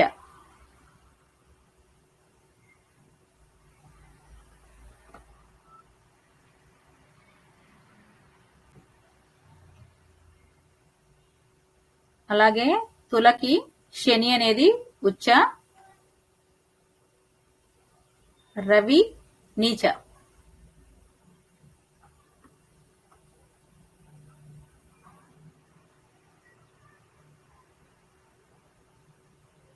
నెక్స్ట్ గురువుకి కర్కాటకం ఉచ్చ, మకరం నీచ, కుజుడికి మకరం ఉచ్చ, కర్కాటకం నీచ. ఇది రాసుకున్నారా అండి? మిథున రాశి, సింహరాశి, ఇంకా ధనుస్సు, కుంభం ఈ నాలుగింట్లోని ఏ రియాక్షన్ ఉండదండి? ఏమీ ఉండదండి, ఏమీ ఉండదు. అంటే వాటికి ఇంకా అవి వేటికి ఉచ్చ స్థానం కాదు, నీచ స్థానం కాదు. నీచ స్థానము కాదు, అంతే. అంటే వాటిలో ఉంటాయి ఏ ఉంటాయి అంటే రియాక్షన్ ఒక్క నిమిషం అండి. ఒకటి ఉంటది కానీ మనకు అది సార్ చెప్పలేదు, అందుకని నేను మీకు చెప్పట్లేదు. ఉచ్చ నీచ కాకుండా మూల త్రికోణ స్థానం అని ఒకటి ఉంటది, అది మనకి చెప్పలేదు. మరి సెకండ్ లెవెల్లో చెప్తారేమో మరి సారు, ఎందుకంటే సార్ చెప్తేనే బాగుంటుంది. అది నాకు తెలిసి తెలియకుండా మళ్ళీ చెప్పాను అనుకోండి, మీరు కన్ఫ్యూజ్ అవుతారు. ఇంకొక డౌట్ అండి, ఇందులో రాహు కేతువులు ఇంకెప్పటికీ నీచ గ్రహాలే కాబట్టి వాటికి ఉచ్చ స్థానం నీచ స్థానాలు ఏమి ఉండవు ఇంకా. లేదు, కొంతమంది కొన్ని ప్లేసెస్ చెప్తారండి, అదే నాకు తెలియదు, అందుకనే చెప్తున్నా కదా. కొన్ని చెప్తున్నారు, మరి అది కరెక్టో కాదో నాకు కూడా తెలియకుండా నేను చెప్పడం కరెక్ట్ కాదు కదా. రాహుకేతులకు కూడా చెప్తున్నారు. అంటే ఇక్కడ మిగతా గ్రహాలు పడ్డాయి కానీ అవి రెండు మిస్ అయినాయి కదండి, అందుకడు మిస్ అయినాయి. నేను అందుకని చెప్పలే, మనకి సార్ చెప్పింది అయితే ఇవే చెప్పారండి. ఉచ్చ నీచకి ఈ గ్రహాలకే చెప్పారు. రాహు కేతులు ఎప్పుడు అవి నీచ గ్రహాలే కాబట్టి వాటికి ఏమీ ఉండదు అనే చెప్పారు. అందుకే నేను వాటిని ప్లేస్ చేయలేదు వీటిలో. మనం జన్మకుండలి వేసుకున్నప్పుడే ఏది ఉచ్చ స్థానం ఏది నీచ స్థానం కూడా అప్పుడే చూసేయచ్చు కదండి. ఇది అదే జన్మకుండలి కదా. అదే మీకు అందుకే నెక్స్ట్ ఇది మీకు గుర్తుంటే ఇప్పుడు నెక్స్ట్ బాక్స్ చూడంగానే ఇలా బాక్స్ వస్తది కదా మనకి, మన జన్మకుండలి వేయంగానే ఇది చూడంగానే రవి ఉన్నాడు. ఇది లగ్నం ఏంటిది మనది? వృశ్చిక లగ్నము. వృశ్చిక లగ్నానికి మంచి చేసే గ్రహాలు ఏంటివి? గురుడు, కుజుడు, కేతువు, చంద్రుడు, సూర్యుడు. కాబట్టి సూర్యుడు మనకి మంచి చేసే గ్రహం. ఆయన ఎక్కడున్నాడు? మేషంలో ఉన్నాడు. మేషంలో రవి అనేది ఉచ్చ స్థానం, మనకి మంచి చేసే గ్రహం కాబట్టి బాగుంది ఆ ప్లేస్. అంటే ఆ భావాన్ని బాగా చూస్తాడు. 1 2 3 4 5 6 సిక్స్త్ భావంలో రవి ఉన్నాడు కాబట్టి ఆ భావంలో ఇవ్వాల్సినటువంటివన్నీ కూడా మనకి మంచిగా చేస్తాడు. ఇంకో చిన్న డౌట్ అండి, మనం పుట్టినప్పుడు ఇవి ఎక్కడ ఏ గ్రహాలు ఉన్నాయి బాక్స్ లో పడతాయి సేమ్ మనం వేసుకున్నప్పుడు. ఈ రోజున ఇప్పుడు సపోజ్ మిథునంలో గురువు ఉన్నాడు అన్నారు మామూలుగా ఈ రోజు ప్రెసెంట్. మిథునంలో గురువు ఉన్న దానికి ఇప్పుడు ఈ చక్రంలో దీనికి మనం పుట్టినప్పుడు చక్రానికి ఏమైనా సంబంధం ఉంటుందండి అసలు? కొన్ని చెప్పేటప్పుడు ఉంటదండి, అది ఇంటర్ప్రిటేషన్ అప్పుడే చెప్పాలి. మనకు అసలు అది లెక్క కాదు, అది గోచార ఫలితాలు అంటారు. అంటే మనకి సంవత్సరం చెప్తారు చూసారా, అది ఓవరాల్ గా చెప్పే వాటికి అవి చూస్తారు. మన పర్సనల్ జాతకానికి ఇంకా దానితో సంబంధం లేదు. మనం పుట్టినప్పుడు ఏవైతే గ్రహాలు ఉంటాయో వాటితోనే చెప్తారు అంటున్నారు. అంటే ఎక్కువ మనం పుట్టినప్పుడు ఫిక్స్డ్ గా అవే చూస్తారు, ఇంకా అవే చూస్తారు. అవును, ఈ రోజున ఎక్కడుంది ఈ రోజు చక్రంతో సంబంధం లేదండి.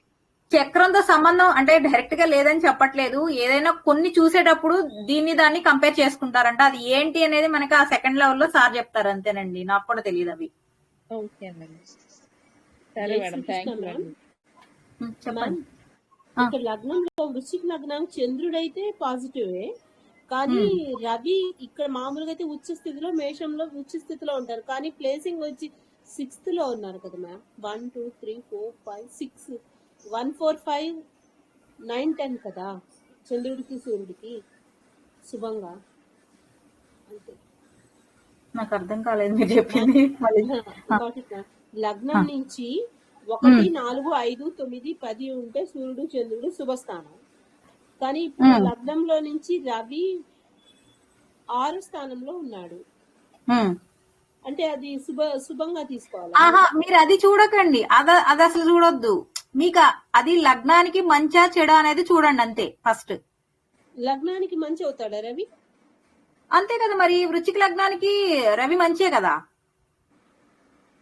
అంటే ఇప్పుడు ప్లేసింగ్ అవసరం లేదంటే 1 4 5 9 ఇది అవసరం లేదు. ఇది మనం ఏం చేస్తున్నాము, మనం అదేమో లగ్నానికి ఏంటి అనేది ఫిక్స్ చేసుకున్నాము.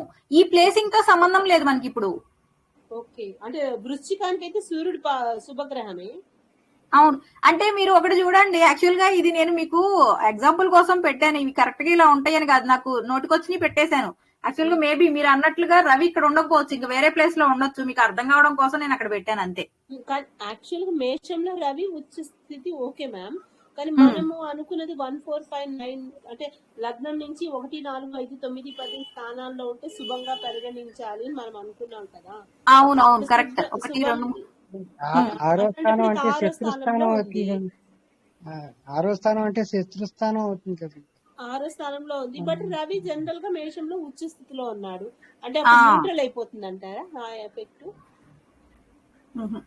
మీకు నా పాయింట్ అర్థం కాల. నేను ఇక్కడ పెట్టింది జనరల్ గా మీకు ఉచ్చేంటి నీచేంటి అని చూపించడానికి, ఇది నా ఓన్ గా పెట్టిన నాకు టేబుల్. అర్థమైంది మ్యామ్, నాకు అర్థమైంది. కానీ జనరల్ గా అంటే మామూలుగా అయితే కూడా అట్లా అవ్వచ్చు కదా. దెర్ ఇస్ ఎ పాసిబిలిటీ ఇట్లే ఉందనుకోండి ఒక జాతకుడికి, అప్పుడు అతనికి అది న్యూట్రల్ అయ్యే ఛాన్స్ కూడా ఉంది కదా మ్యామ్. అది మీరు ఇలా అసలు ఉండకపోవచ్చండి నేను అనుకునేది. ఎందుకంటే ఇట్లా లగ్నంలో ఇలా చంద్రుడు ఉన్నప్పుడు ఆ గ్రహాల పొజిషన్స్ ఉండవు. జనరల్ గా రవి, బుధుడు, కుజుడు అనుకుంటా, వీళ్ళు శుక్రుడు, వీళ్ళందరూ ఒక్కొక్క బాక్స్ తేడాతోనే ఉంటారు చూడండి. అసలు ఒక్కొక్కసారి అయితే రవి, బుధుడు, శుక్రుడు వీళ్ళు ముగ్గురు ఒకే బాక్స్ లోకి వస్తారు. వాళ్ళకి పెద్ద డిఫరెన్స్ ఉండదు బాక్సెస్ కి. నేను చెప్పిన పాయింట్ మీకు అర్థమవుతుందా? మనం లగ్నం తీసుకున్నప్పుడు ఏమవుతుందంటే, మీరు ఎవరి లగ్నం అయినా చూడండి, ఏ లగ్నానికైనా రవి తర్వాత బాక్స్ లోనే ఉంటారు వీళ్ళందరూ. చాలా దూరం దూరం ఉండదు. ఎందుకంటే వాళ్ళ రొటేషన్ టైం చూడండి, 45 days 30 days కదా ఉండేది. గాట్ ఇట్ మ్యామ్, మీరు చెప్పింది నాకు అర్థమైంది. అంటే కాబట్టి ఇక్కడ న్యూట్రల్ గా ఉండే అవకాశం ఉంది కదా అంటున్నాను అంతే. మీరు చెప్పిన ఉచ్చంలో మేషంలో రవి ఉచ్చ స్థితిలో ఉంటాడు కరెక్ట్. కానీ ఇంకొక పాయింట్ ప్రకారం రవి ఆరో స్థానం కాబట్టి కాదా అంటే ఈ ప్రకారం మ్యామ్,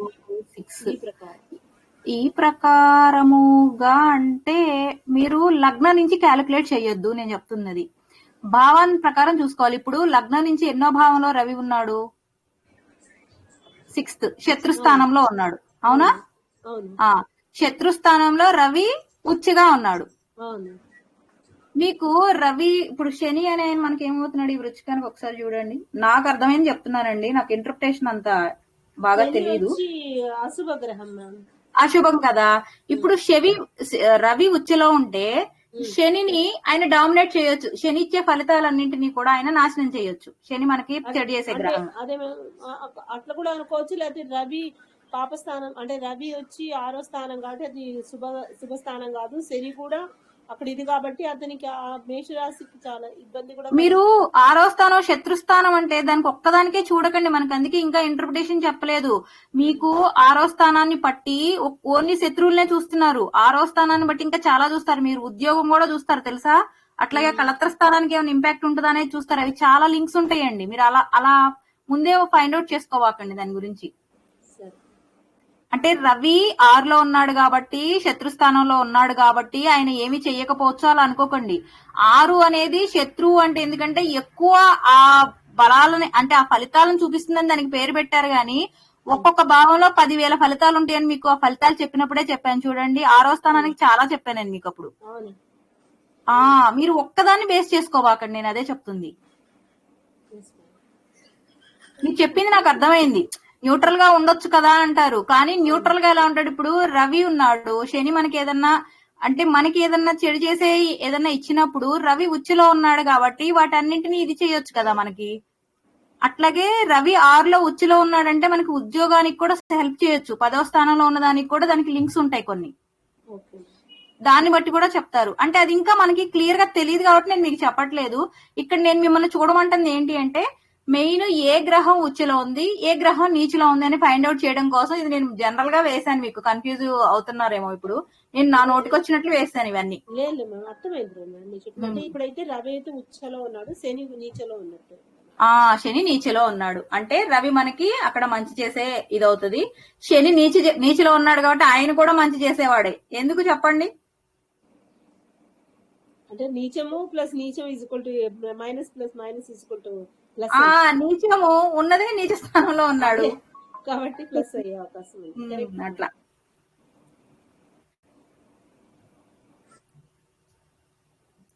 ఇది కన్ఫ్యూజ్ అవ్వకండి. ఒకసారి కూల్ గా కూర్చొని ఆలోచించండి.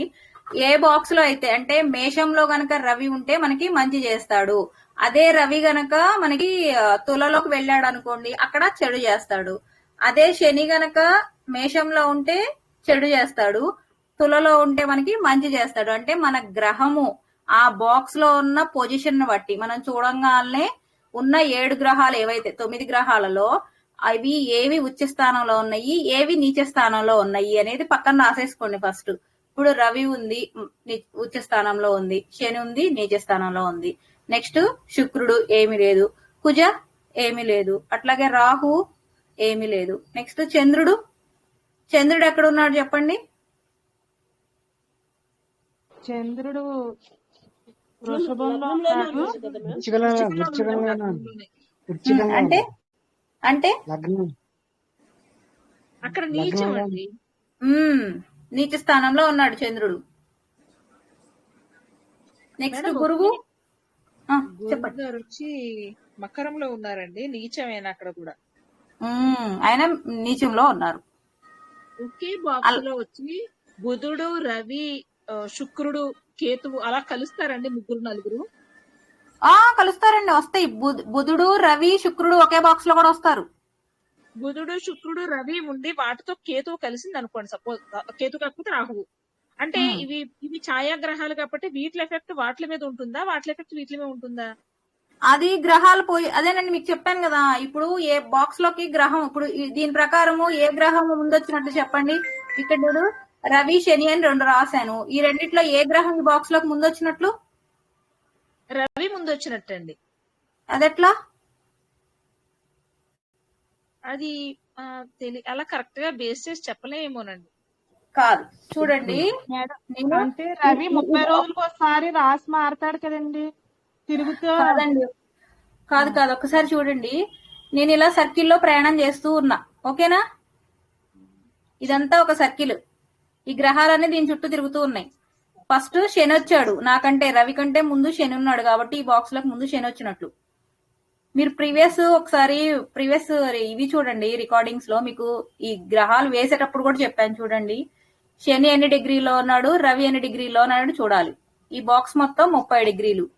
ఏదైతే హైయెస్ట్ డిగ్రీ ఉంటుందో అది ఫస్ట్ ఈ బాక్స్ లోకి వచ్చినట్లు, ఏదైతే లోయెస్ట్ డిగ్రీ ఉంటుందో అది లాస్ట్ కి వచ్చినట్లు, ఏదైతే వెనకమాల వస్తుందో ఈ రవి అనేది తర్వాత వచ్చింది కాబట్టి ఈ గ్రహానికి బలం ఎక్కువ ఉంటుంది. ఎందుకంటే ఇది అప్పుడే ఎంటర్ అయింది బాక్స్ లోకి, ఇది ఆల్రెడీ ఎంటర్ అయ్యి చివరి దాకా వచ్చింది. నెక్స్ట్ ఈ బాక్స్ లోకి వెళ్ళిపోతుంది.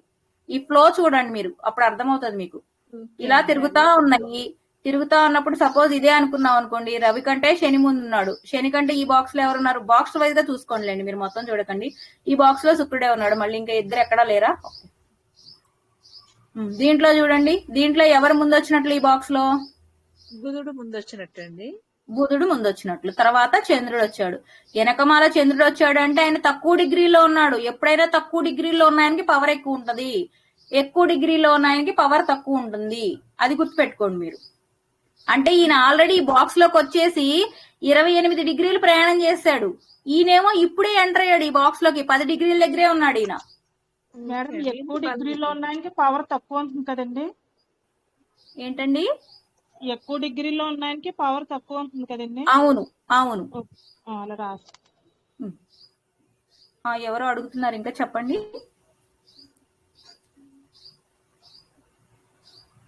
ఎవరన్నా ఇంకేమైనా డౌట్ అడిగారండి?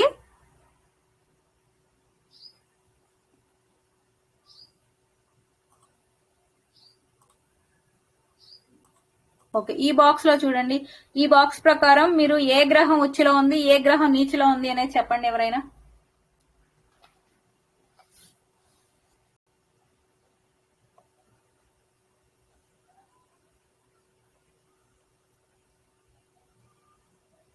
శనిగ్రహం ఉందండి. మేషంలో నీచం అండి. శనిగ్రహం మేషంలో నీచం అండి. చంద్రగ్రహం వృషభంలో ఉచ్చండి. తర్వాత రవి నీచండి. నీచండి. శుక్రుడు కూడా నీచ స్థానంలోనే ఉన్నాడండి. గురువు కూడా నీచ స్థానంలోనే ఉన్నాడు. గురువు కూడా నీచ స్థానం. మనకి కేతువు తెలియదండి, అంటే నీచం వచ్చా అని తెలియదు. కేతువు అవి వేరే గ్రహాలు, వేరే రాశి. కుజుడు కూడా వేరే రాశిలో ఉన్నారు, బుధుడు కూడా వేరే రాశిలోనే ఉన్నారు కాబట్టి ఉచ్చ నీచం కాకుండా మిగతా రాశిలో ఉన్నారు. ఈ 5 అండి. శని, చంద్రుడు, శుక్రుడు, రవి, గురువు, ఈ 5 శని నీచిలో ఉన్నాడు, శుక్రుడు నీచిలోనే ఉన్నాడు, రవి నీచిలో ఉన్నాడు, గురువు నీచిలో ఉన్నాడు. ఉచ్చులో ఉందల్లా ఎవరు? చంద్రుడు ఒక్కడే. ఓకేనా? ఓకేనండి.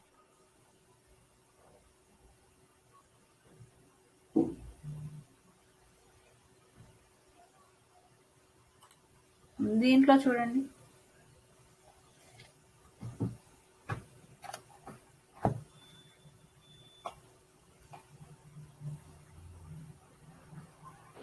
రవి నీచంలో ఉన్నాడు మేడం. ఉమ్, రవి తర్వాత చంద్రుడు. చంద్రుడు ఉచ్చేలో ఉన్నాడు మేడం. ఉమ్, చంద్రుడి తర్వాత బుధుడు కన్యలో ఉచ్చలో ఉన్నాడు. ఉమ్. శుక్రుడు మీనంలో ఉచ్చలో ఉన్నాడు. ఉమ్. ఎంతమంది ఉచ్చులో ఉన్నారు చెప్పండి ఇప్పుడు?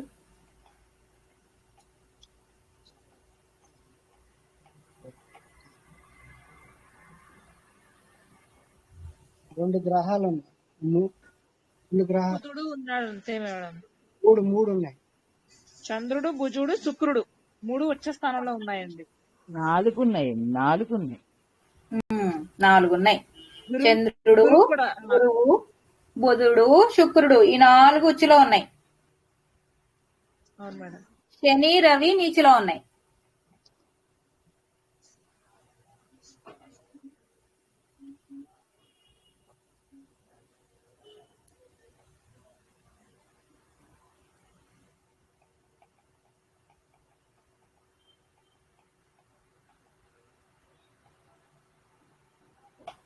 ఇది ఏ లగ్నము? మీన లగ్నం. మీన లగ్నానికి ఎవరు మంచి చేస్తారు? గురువు, కుజుడు, కేతువు, చంద్రుడు. సో గురువు ఉచ్చులో ఉన్నాడు కాబట్టి నో ప్రాబ్లం. నెక్స్ట్ కుజుడు. కుజుడు అసలు లేడు వీటిలో కాబట్టి అది ప్రాబ్లం ఏం లేదు. నెక్స్ట్ కేతువు. కేతువుకి ఏమీ లేదు కాబట్టి ప్రాబ్లం లేదు. నెక్స్ట్ చంద్రుడు. చంద్రుడు కూడా ఉచ్చులో ఉన్నాడు కాబట్టి మనకి ఇంకేమీ ఇబ్బంది లేదు. నెక్స్ట్ శని. శని గారు ఎక్కడున్నారు? నీచంలో ఉన్నారు. అంటే ఇతనికి శని చెడు చేస్తాడు, అట్లాగే నీచంలో కూడా ఉన్నాడు కాబట్టి ఫుల్గా ఏం చేస్తాడు చెప్పండి? మంచిగా చేస్తాడు ఏంటండి? మేడం. చెప్పండి. మంచి చేస్తాడు. మంచి చేస్తాడు. గట్టిగా చెప్పండి, ఎందుకు మీరు ఇది అవుతున్నారు? అదే అండి, మైనస్ ప్లస్ అన్నారు కదండి. అది నీచం ప్లస్ కదా మేడం. అంతే కదా. ఇంకా అలా గుర్తుపెట్టుకున్నాం మరి. ఓకే. స్థానంలో ఉన్నాడు అన్నారు కదా శని. ఆ, శని నెగిటివ్ చేసే గ్రహం అయితే ఇక్కడ నీచంలో ఉన్నాడు కాబట్టి నీచము ఇంకా నెగిటివ్ చేస్తాడు. 2 చెడే కాబట్టి 2 కాదు కాదండి, ఒక్క నిమిషం చూడండి. శని అనేవాడు మనకి చెడు చేసేవాడు, ఓకేనా? ఈ లగ్నానికి ఆయన చెడు చెయ్యాలి యాక్చువల్ గా అయితే. నీచ స్థానంలో ఉన్నాడు కాబట్టి ఆయన శక్తి ఏమీ ఉండదు. నీచంలో ఉన్న వాటికి శక్తి ఏమీ ఉండదు. సో ఆయన ఇవ్వాలనుకున్న చెడుని కూడా చేయలేడు. అది అక్కడ మీనింగ్. ఓకే అండి. ఇవ్వాలని ఉన్నా గానీ ఇవ్వలేడు అంతే. అది అందుకే ఇప్పుడు ఆవిడ ఇందాక చెప్పారు చూసారా, మైనస్ గుర్తు పెట్టుకోండి, ప్లస్ అవుతుందని. దీన్ని అసలు ఈ చక్రాన్ని బేస్ చేసుకొని చూస్తే ఇప్పుడు లగ్నం నుంచి 2వ స్థానంలో ఉంటే ఈయన 2వ స్థానంలో చూపించే ఎఫెక్ట్ కూడా ఇంకా ఇక్కడ ఏం ఉండదండి నీచం ఉండడం వల్ల. అంతే. ఓకే మేడం, థ్యాంక్ యూ అండి.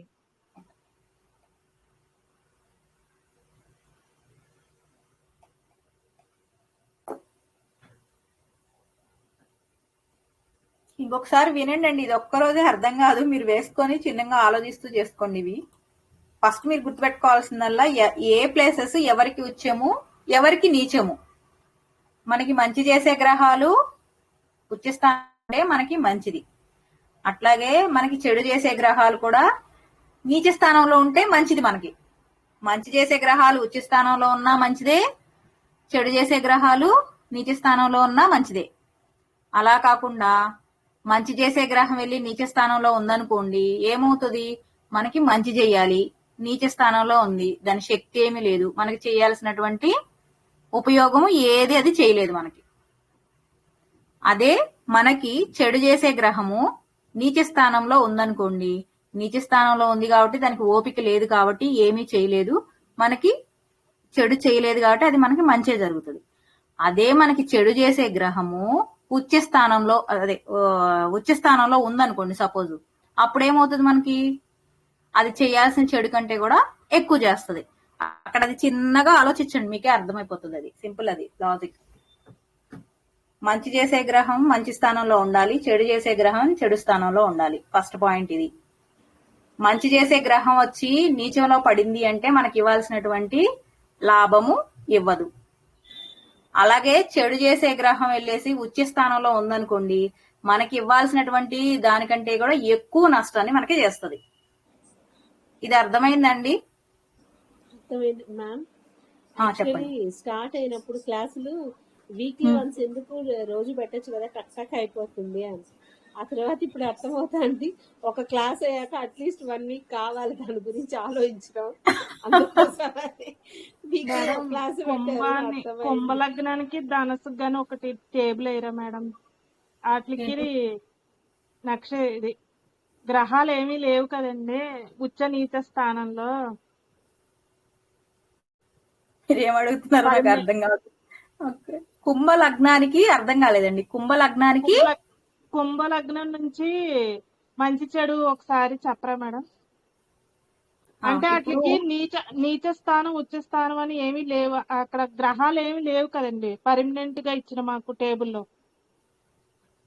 ఇప్పుడు మనం మేషంలో రవి ఉన్నాడు, తులలో రవి, మేషంలో రవి ఉచ్చ స్థానంలో ఉన్నాడు, తులలో నీచ స్థానంలో ఉన్నాడు, ఇలా చూసుకున్నాం కదండి.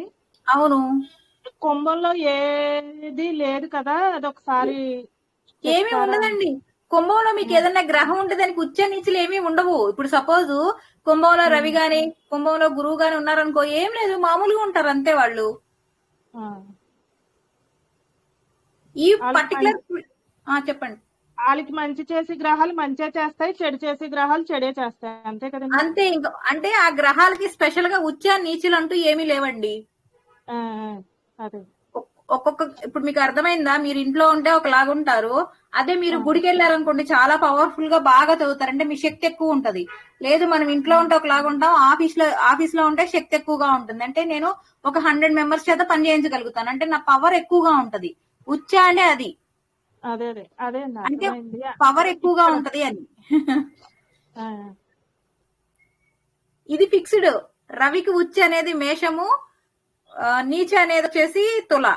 అట్లాగే శనికి ఉచ్చ అనేది తుల, నీచ అనేది మేషము. ఇది ఫిక్స్డ్ అండి. ఇవి ఏవైనా అంతే. మీరు చార్ట్ చూడంగానే, అందుకే ఫస్ట్ ఇట్లా చార్ట్ చూడంగానే అందరు ఫస్ట్ చూసేది మిగతా అన్ని ఏమీ చూడరు, ఉచ్చ నీచ స్థానాలు చూస్తారంట. సార్ లాస్ట్ లో చెప్పారు, అది ఇంటర్ప్రిటేషన్ అప్పుడు ఇంకా బాగా చెప్తానని చెప్పారు.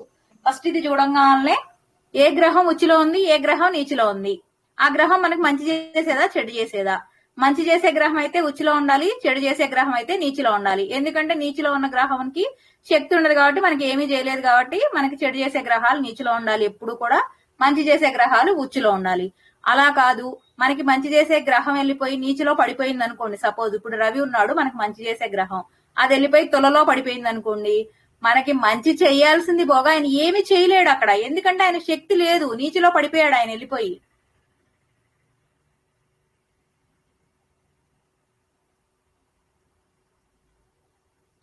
అర్థమైందండి నేను చెప్పింది?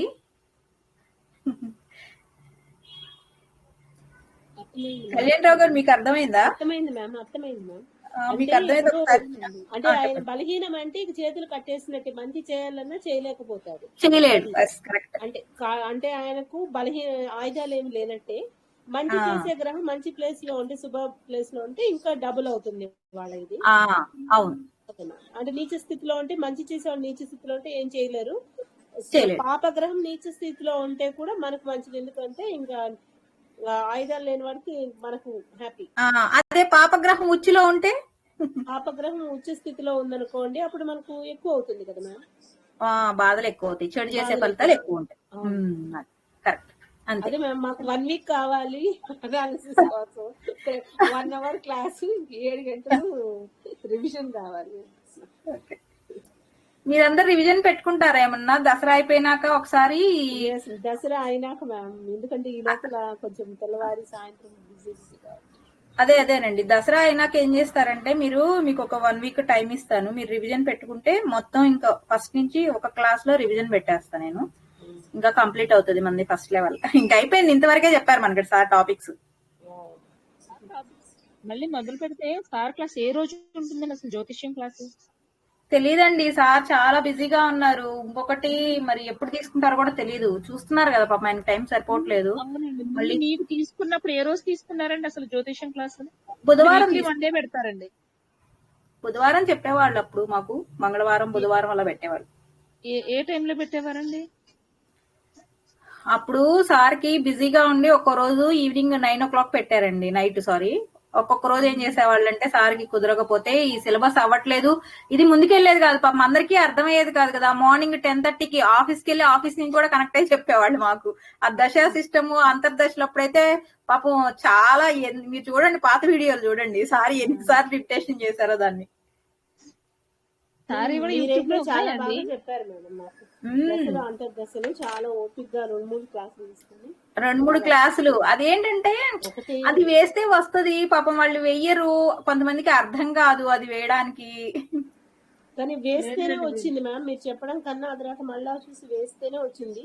అవునండి, వేయలేదు కాబట్టి సరిగ్గా కొంచెం ఇంకా డౌట్ లో ఉన్నాం. అంటే వెయ్యండి, వేస్తేనే. కానీ ఒకటి ఏమంటే మనం నెట్ లో చూసుకోవచ్చు కదా, ఫార్ములా ఇస్తుంది నెట్ లో చూసుకోవచ్చు, ఇంకా మనం direct we'll go to interpretation అనిపిస్తుంది.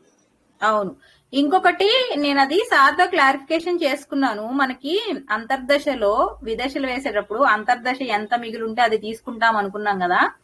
సార్ చెప్పింది ఏంటంటే అంతర్దశలో ఎంత ఉంటే అది విదశలకు పంచాలి. కానీ మనం ఫస్ట్ నుంచి ఏం చేస్తున్నాము అంటే సార్కి చెప్పిన గురువు గారు అలా చెప్పారంటండి. అది అంటే ఇప్పుడు ఈ చెప్పే పద్ధతులు కూడా చాలా మంది ఒక్కొక్కళ్ళు ఒక్కొక్కలాగా చెప్తారు. మనకి ఇదేమీ ఫిక్స్డ్ గా ఉండదు కదా, ప్రాబ్లం అదే అవుతుంది. ఒకళ్ళు ఒక దాన్ని బట్టి చెప్తారు, ఒకళ్ళు ఒక దీన్ని బేస్ చేసుకొని చెప్తూ ఉంటారు. ఏది కరెక్ట్ ఏది ఇది అన్నది మనకు తెలియదు. కాకపోతే మనం ఎవరైనా ఒకళ్ళని ఫాలో అవుతున్నాం కాబట్టి అదే ఫాలో అవ్వాలి. ఇంకొకటి ప్రతిదీ కూడా మనం లగ్నం కానీ నక్షత్రం కానీ ఏదైనా కూడా మనం నెట్ లో చూసుకున్నాం కదా, మనం వచ్చింది కరెక్టా కాదా ఆన్సర్ అనేది. దశలు ఫార్ములా తెలిసింది కాబట్టి డైరెక్ట్ నెట్ లో చూసుకుంటే సరిపోద్ది కదా. నెట్ లో మరి వాళ్ళు అలా ఇచ్చినప్పుడు ఇప్పుడు సార్ చెప్పిన ప్రకారం ఆ 10 నెలలే కనుక 9కి పంచితే డిఫరెన్స్ వస్తుంది కదా. అందుకని ఏమన్నారంటే నెట్ లో ఏది ఉందో అదే గో త్రూ అవ్వండి మీరు అని చెప్పారు సార్. అవును మ్యామ్, అట్లే అది ఇప్పుడు మీరు చెప్పింది కూడా చూస్తే సేమ్ అట్లే వచ్చింది. అవునవునవును. ఇంకా మేము వేస్తే కొంచెం 2 రోజులు అటు ఇటు అట్లా వస్తుంది, కానీ నెట్ టైమింగ్స్ తో పాటు కరెక్ట్ గా ఇస్తాడు మీకు. అందుకే మీరు కాన్సెప్ట్ అర్థమైంది అనుకోండి, మీరు జస్ట్ కొట్టుకుంటే అది చూసుకోవచ్చు డైరెక్ట్ గా, మీరు ఇంకా మీకు అర్థమైపోతుంది అది ఏంటి అనేది.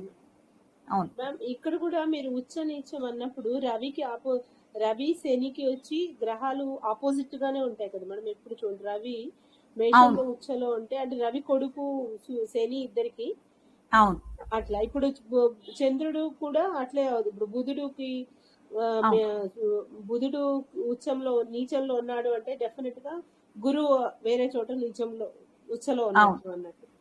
వాళ్ళిద్దరికి ఇది కాబట్టి అంటే కొంచెం అంటే మనకి ఈజీగా ఒక 4 తెలిసిపోతుంది. ఇప్పుడు గురువు ఉచ్చలో ఉన్నాడు అంటే దానికి ఆపోజిట్ లో అక్కడ బుధుడు నీచంలో ఉన్నాడు, ఎందుకంటే వాళ్ళు కూడా తండ్రి కొడుకులు ఇది ఉంటది కాబట్టి. అవునండి, అవునవును. కొన్ని మనం చూడంగానే చెప్పొచ్చు, అట్లా మనకి ఐడియా ఉంటాయి. బుధుడికి గురువుకి ఎప్పుడు శత్రుత్వం ఉంటది. రవికి ఇప్పుడు శనికి even though they are sun and కాబట్టి మళ్ళీ కొంచెం ఉచ్చం నీచం వాళ్ళు ఈజీగా కనుక్కోలేదు. కరెక్ట్.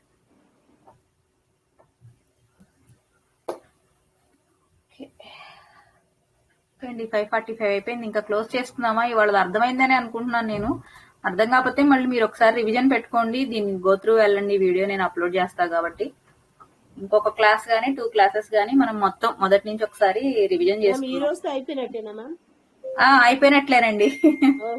అయితే మేము ఇంకో 2-3 సార్లు చూస్తాం.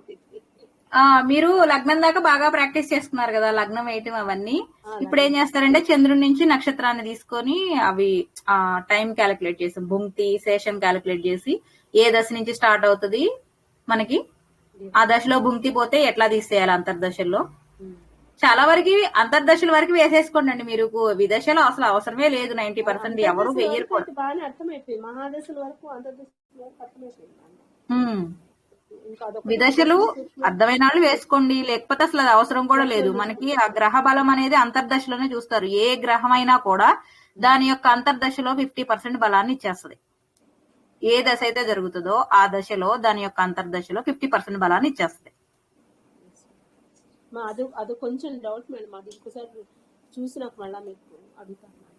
ఒకసారి చూడండి, మీకు చూస్తే అర్థమవుతుంది. మహాదశ జరుగుతుందండి, చంద్ర మహాదశ జరుగుతున్నప్పుడు అంతర్దశ అనేది దేంతో స్టార్ట్ అవుతుంది చెప్పండి? చంద్ర మహాదశకి చంద్రుడు అంత మహాదశ చంద్రుడితోనే కదా. కాబట్టి ఆ చంద్ర మహాదశ అదే, చంద్రుడి యొక్క అంతర్దశ కూడా స్టార్టింగ్ అదే. కాబట్టి స్టార్టింగ్ లో 50% ఫలితాన్ని మనకి ఇచ్చేస్తది. అవును, కానీ ఇంకా దశ ఎండింగ్ వరకు లైఫ్ మొత్తం మళ్ళీ 50% ఇస్తూనే ఉంటాడు ఎప్పుడు వచ్చినా. అది అవ్వకపోతే అదే నేను చెబుతుంది. అంటే ఆ చంద్ర మహాదశలో అంతర్దశ అవ్వలేదు అనుకోండి, మనకి ఆ లైఫ్ మొత్తం 50% ఇస్తాడు. ఎందుకంటే స్టార్టింగ్ లో నేను ఆయనకి ఏమి చేయలేకపోయాను కాబట్టి అని ఆ 50% బలం అలాగే ఉండిపోతుంది. అది అంటే అది ఒక్క చంద్రుడికైనా అందరికి కూడా వర్తిస్తుంది. ఏదైనా అంటే అది మీ దశను బట్టి ఉంటదండి. ఇప్పుడు నాది చంద్ర మహాదశ, అర్థమైంది మ్యామ్. మీది రాహు మహాదశ, మీకు రాహు ఇస్తాడు అట్లా 50% బలాన్ని. మీ స్టార్ట్ అయ్యే దశను బట్టి అది డిపెండ్ అయి ఉంటది. సపోజ్ చంద్ర మహాదశ నుంచే స్టార్ట్ అయినప్పుడు అప్పుడు 100 ఇచ్చేస్తారు కాబట్టి మళ్ళీ ఇవ్వడు. ఇవ్వడు. ఇప్పుడు నాది రాహు మహాదశ అనుకోండి, చంద్ర మహాదశ వచ్చినప్పుడు 50-50 ఇస్తాడు కాబట్టి ఇంకేమీ ఉండదు. చంద్రుడు 50 ఇచ్చేస్తాడు కదండి. నాది రాహుతో స్టార్ట్ అయింది కాబట్టి రాహు భుంగుతుంటది అంతే కదా. అంటే నాకు రాహువే 50% పెండింగ్ ఉంచుతాడు అంతే. మిగతా ఏఈ ఉంచు. ఏ దశతో స్టార్ట్ అయితే ఆ దశలో మాత్రమే మీకు మిగిలి ఉంటది అది ఆ 50% అనేది.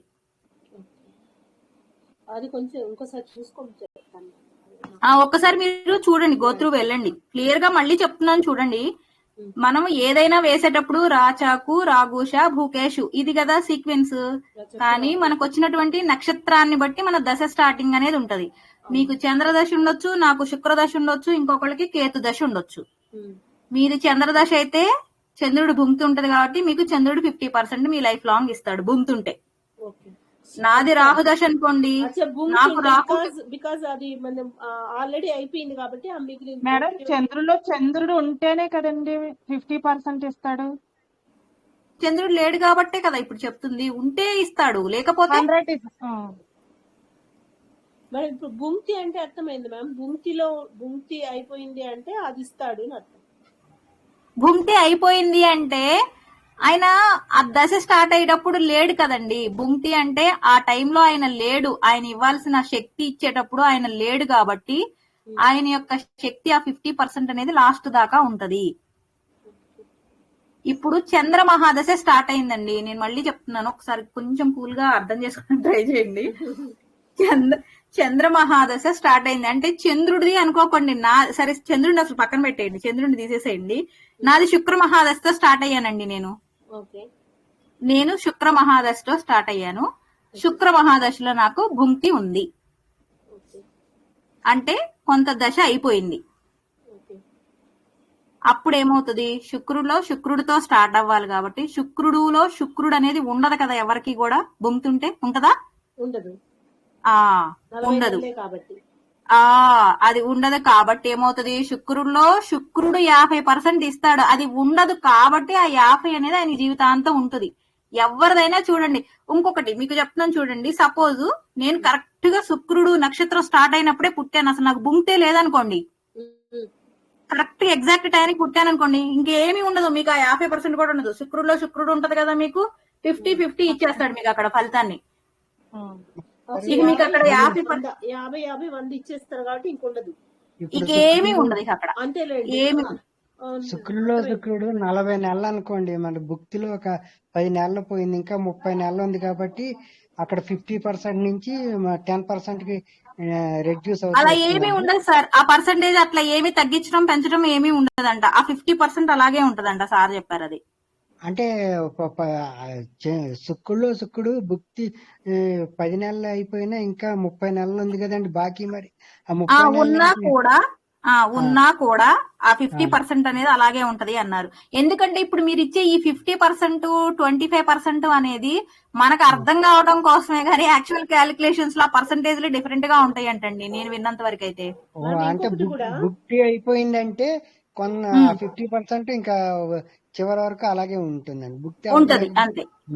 సపోజ్ ఎప్పుడు నక్షత్రం స్టార్ట్ అయిందో అప్పుడే పుట్టాడే అనుకోండి. సపోజ్ ఒక మనిషి అప్పుడు 100% ఇచ్చేస్తాడు కదా 40 months అంతే, ఇంకేమి ఉండదు ఇంకా ఆయనకి, ఇంకా అసలు ఏమీ ఉండదు ఆయనకి, ఇంక ఇవ్వక్కర్లా, ఇంక ఇవ్వక్కర్లేదు అసలు ఏది ఉండదు.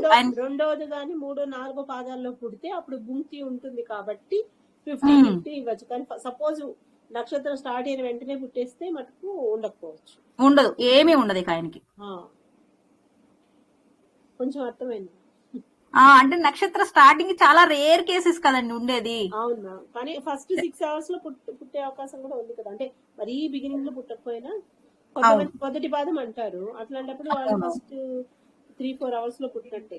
మొదటి పాదంలో పుట్టినా కూడా మీకు ఏమవుతుంది, ఎంతో కొంత భుంక్తి. ఇప్పుడు సార్ అడిగినట్టు 40 నెలలలో మీకు 10 నెలలు వెళ్ళిపోవచ్చు, మిగతా 30 నెలలు ఉంటుంది కదా. అంటే అక్కడ 10 నెలలు కానీ 1 నెల కానీ 5 నెలలు కానీ 15 రోజులు కానీ భుంక్తి అనేది అసలు ఉంటుంది కదా. అట్లాంటప్పుడు అప్పుడు అంటే దాన్ని బట్టి మన యొక్క లగ్నాధిపతి మనకి ఎప్పుడు మంచి అంటే మంచి దేంట్లో ఉంటే అది చేస్తూనే ఉంటాడు, దాని ఎఫెక్ట్ ఉంటుందనే కదా అర్థం. ఉంటుంది అంతే అంతే అంతే కదా. ఇప్పుడు మన లగ్నాధిపతి మనం ముందే పుట్టాం కాబట్టి ఎప్పుడున్నా ఆయన ఉచ్చ స్థానంలో ఉంటే మనకు మంచి జరుగుతుంది, నీచంలో ఉంటే ఇది కావచ్చు.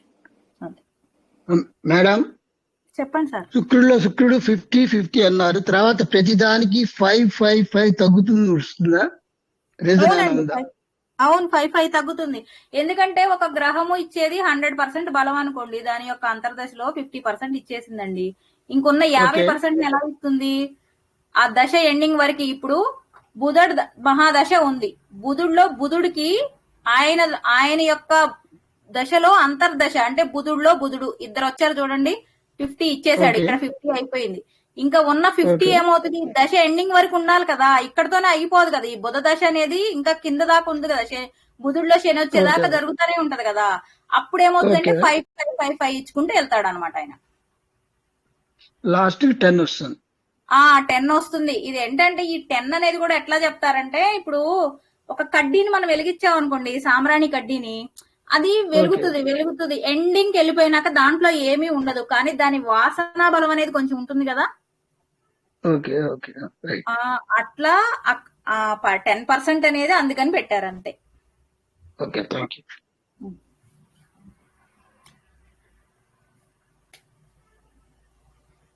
ఇది ఇంకొక 2 సార్లు చూడండి అండి, ఇది మీరు కొంచెం అర్థం చేసుకుంటేనే మీకు అర్థం. ఇది చూడాల్సిందే మేడం, 3 సార్లు బాగా చూడాల్సిందే. ఏంటండి, ఇది ఈ చార్ట్ బాగా అబ్జర్వ్ చేయాల్సిందే మేడం. ఇది కొంచెం చెయ్యండి, మీకు అప్పుడే అర్థం అవుతుంది. ఇక్కడ చంద్రుడు లేదు అంటే ఎప్పుడు కూడా ఇది చూడండి, చంద్రుడిలో చంద్రుడు, నెక్స్ట్ కుజుడిలో కుజుడు, రాహులో రాహు. ఎవరి దాంట్లో వాళ్ళు 50% బలాన్ని వాళ్ళు కోల్పోతారు అంటే ఇచ్చేస్తారు. ఎందుకంటే రాహు మహాదశలో, రాహు యొక్క అంతర్దశలో 50% బలాన్ని ఆయన ఇచ్చేస్తాడు. ఎవరైనా అంతే, వాళ్ళ యొక్క అంతర్దశలో 50% బలాన్ని వాళ్ళు ఇచ్చేస్తారు. ఇంకా ఉన్న 50% ని ఆ దశ ఎండింగ్ వరకు ఒక్కొక్క గ్రహానికి, ఇప్పుడు 50 ఉంది, ఇక్కడ 50 ఇచ్చాడు, ఇంకొంది ఎంత ఆయనకి 50. నెక్స్ట్ రాహులో గురువు వచ్చేటప్పటికి 45 అవుతాడు.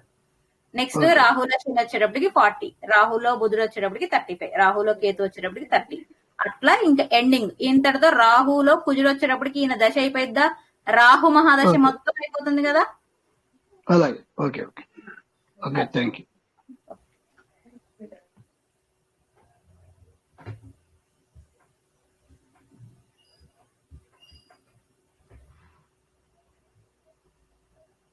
ఇంకా ఏమైనా డౌట్ ఉందా అండి? ఇంకా క్లోజ్ చేసుకుందామా? ఇంకొకసారి చూడండి సార్, ఇది మీరు ఒకటి తీసుకొని వెయ్యండి, వేస్తూ ఉండంటే మీకు డౌట్ వస్తుంది. అప్పుడు డౌట్స్ ఏమైనా ఉంటే అడగండి, అప్పుడు మనం మళ్ళీ పెట్టుకుందాం. Okay madam, thank you.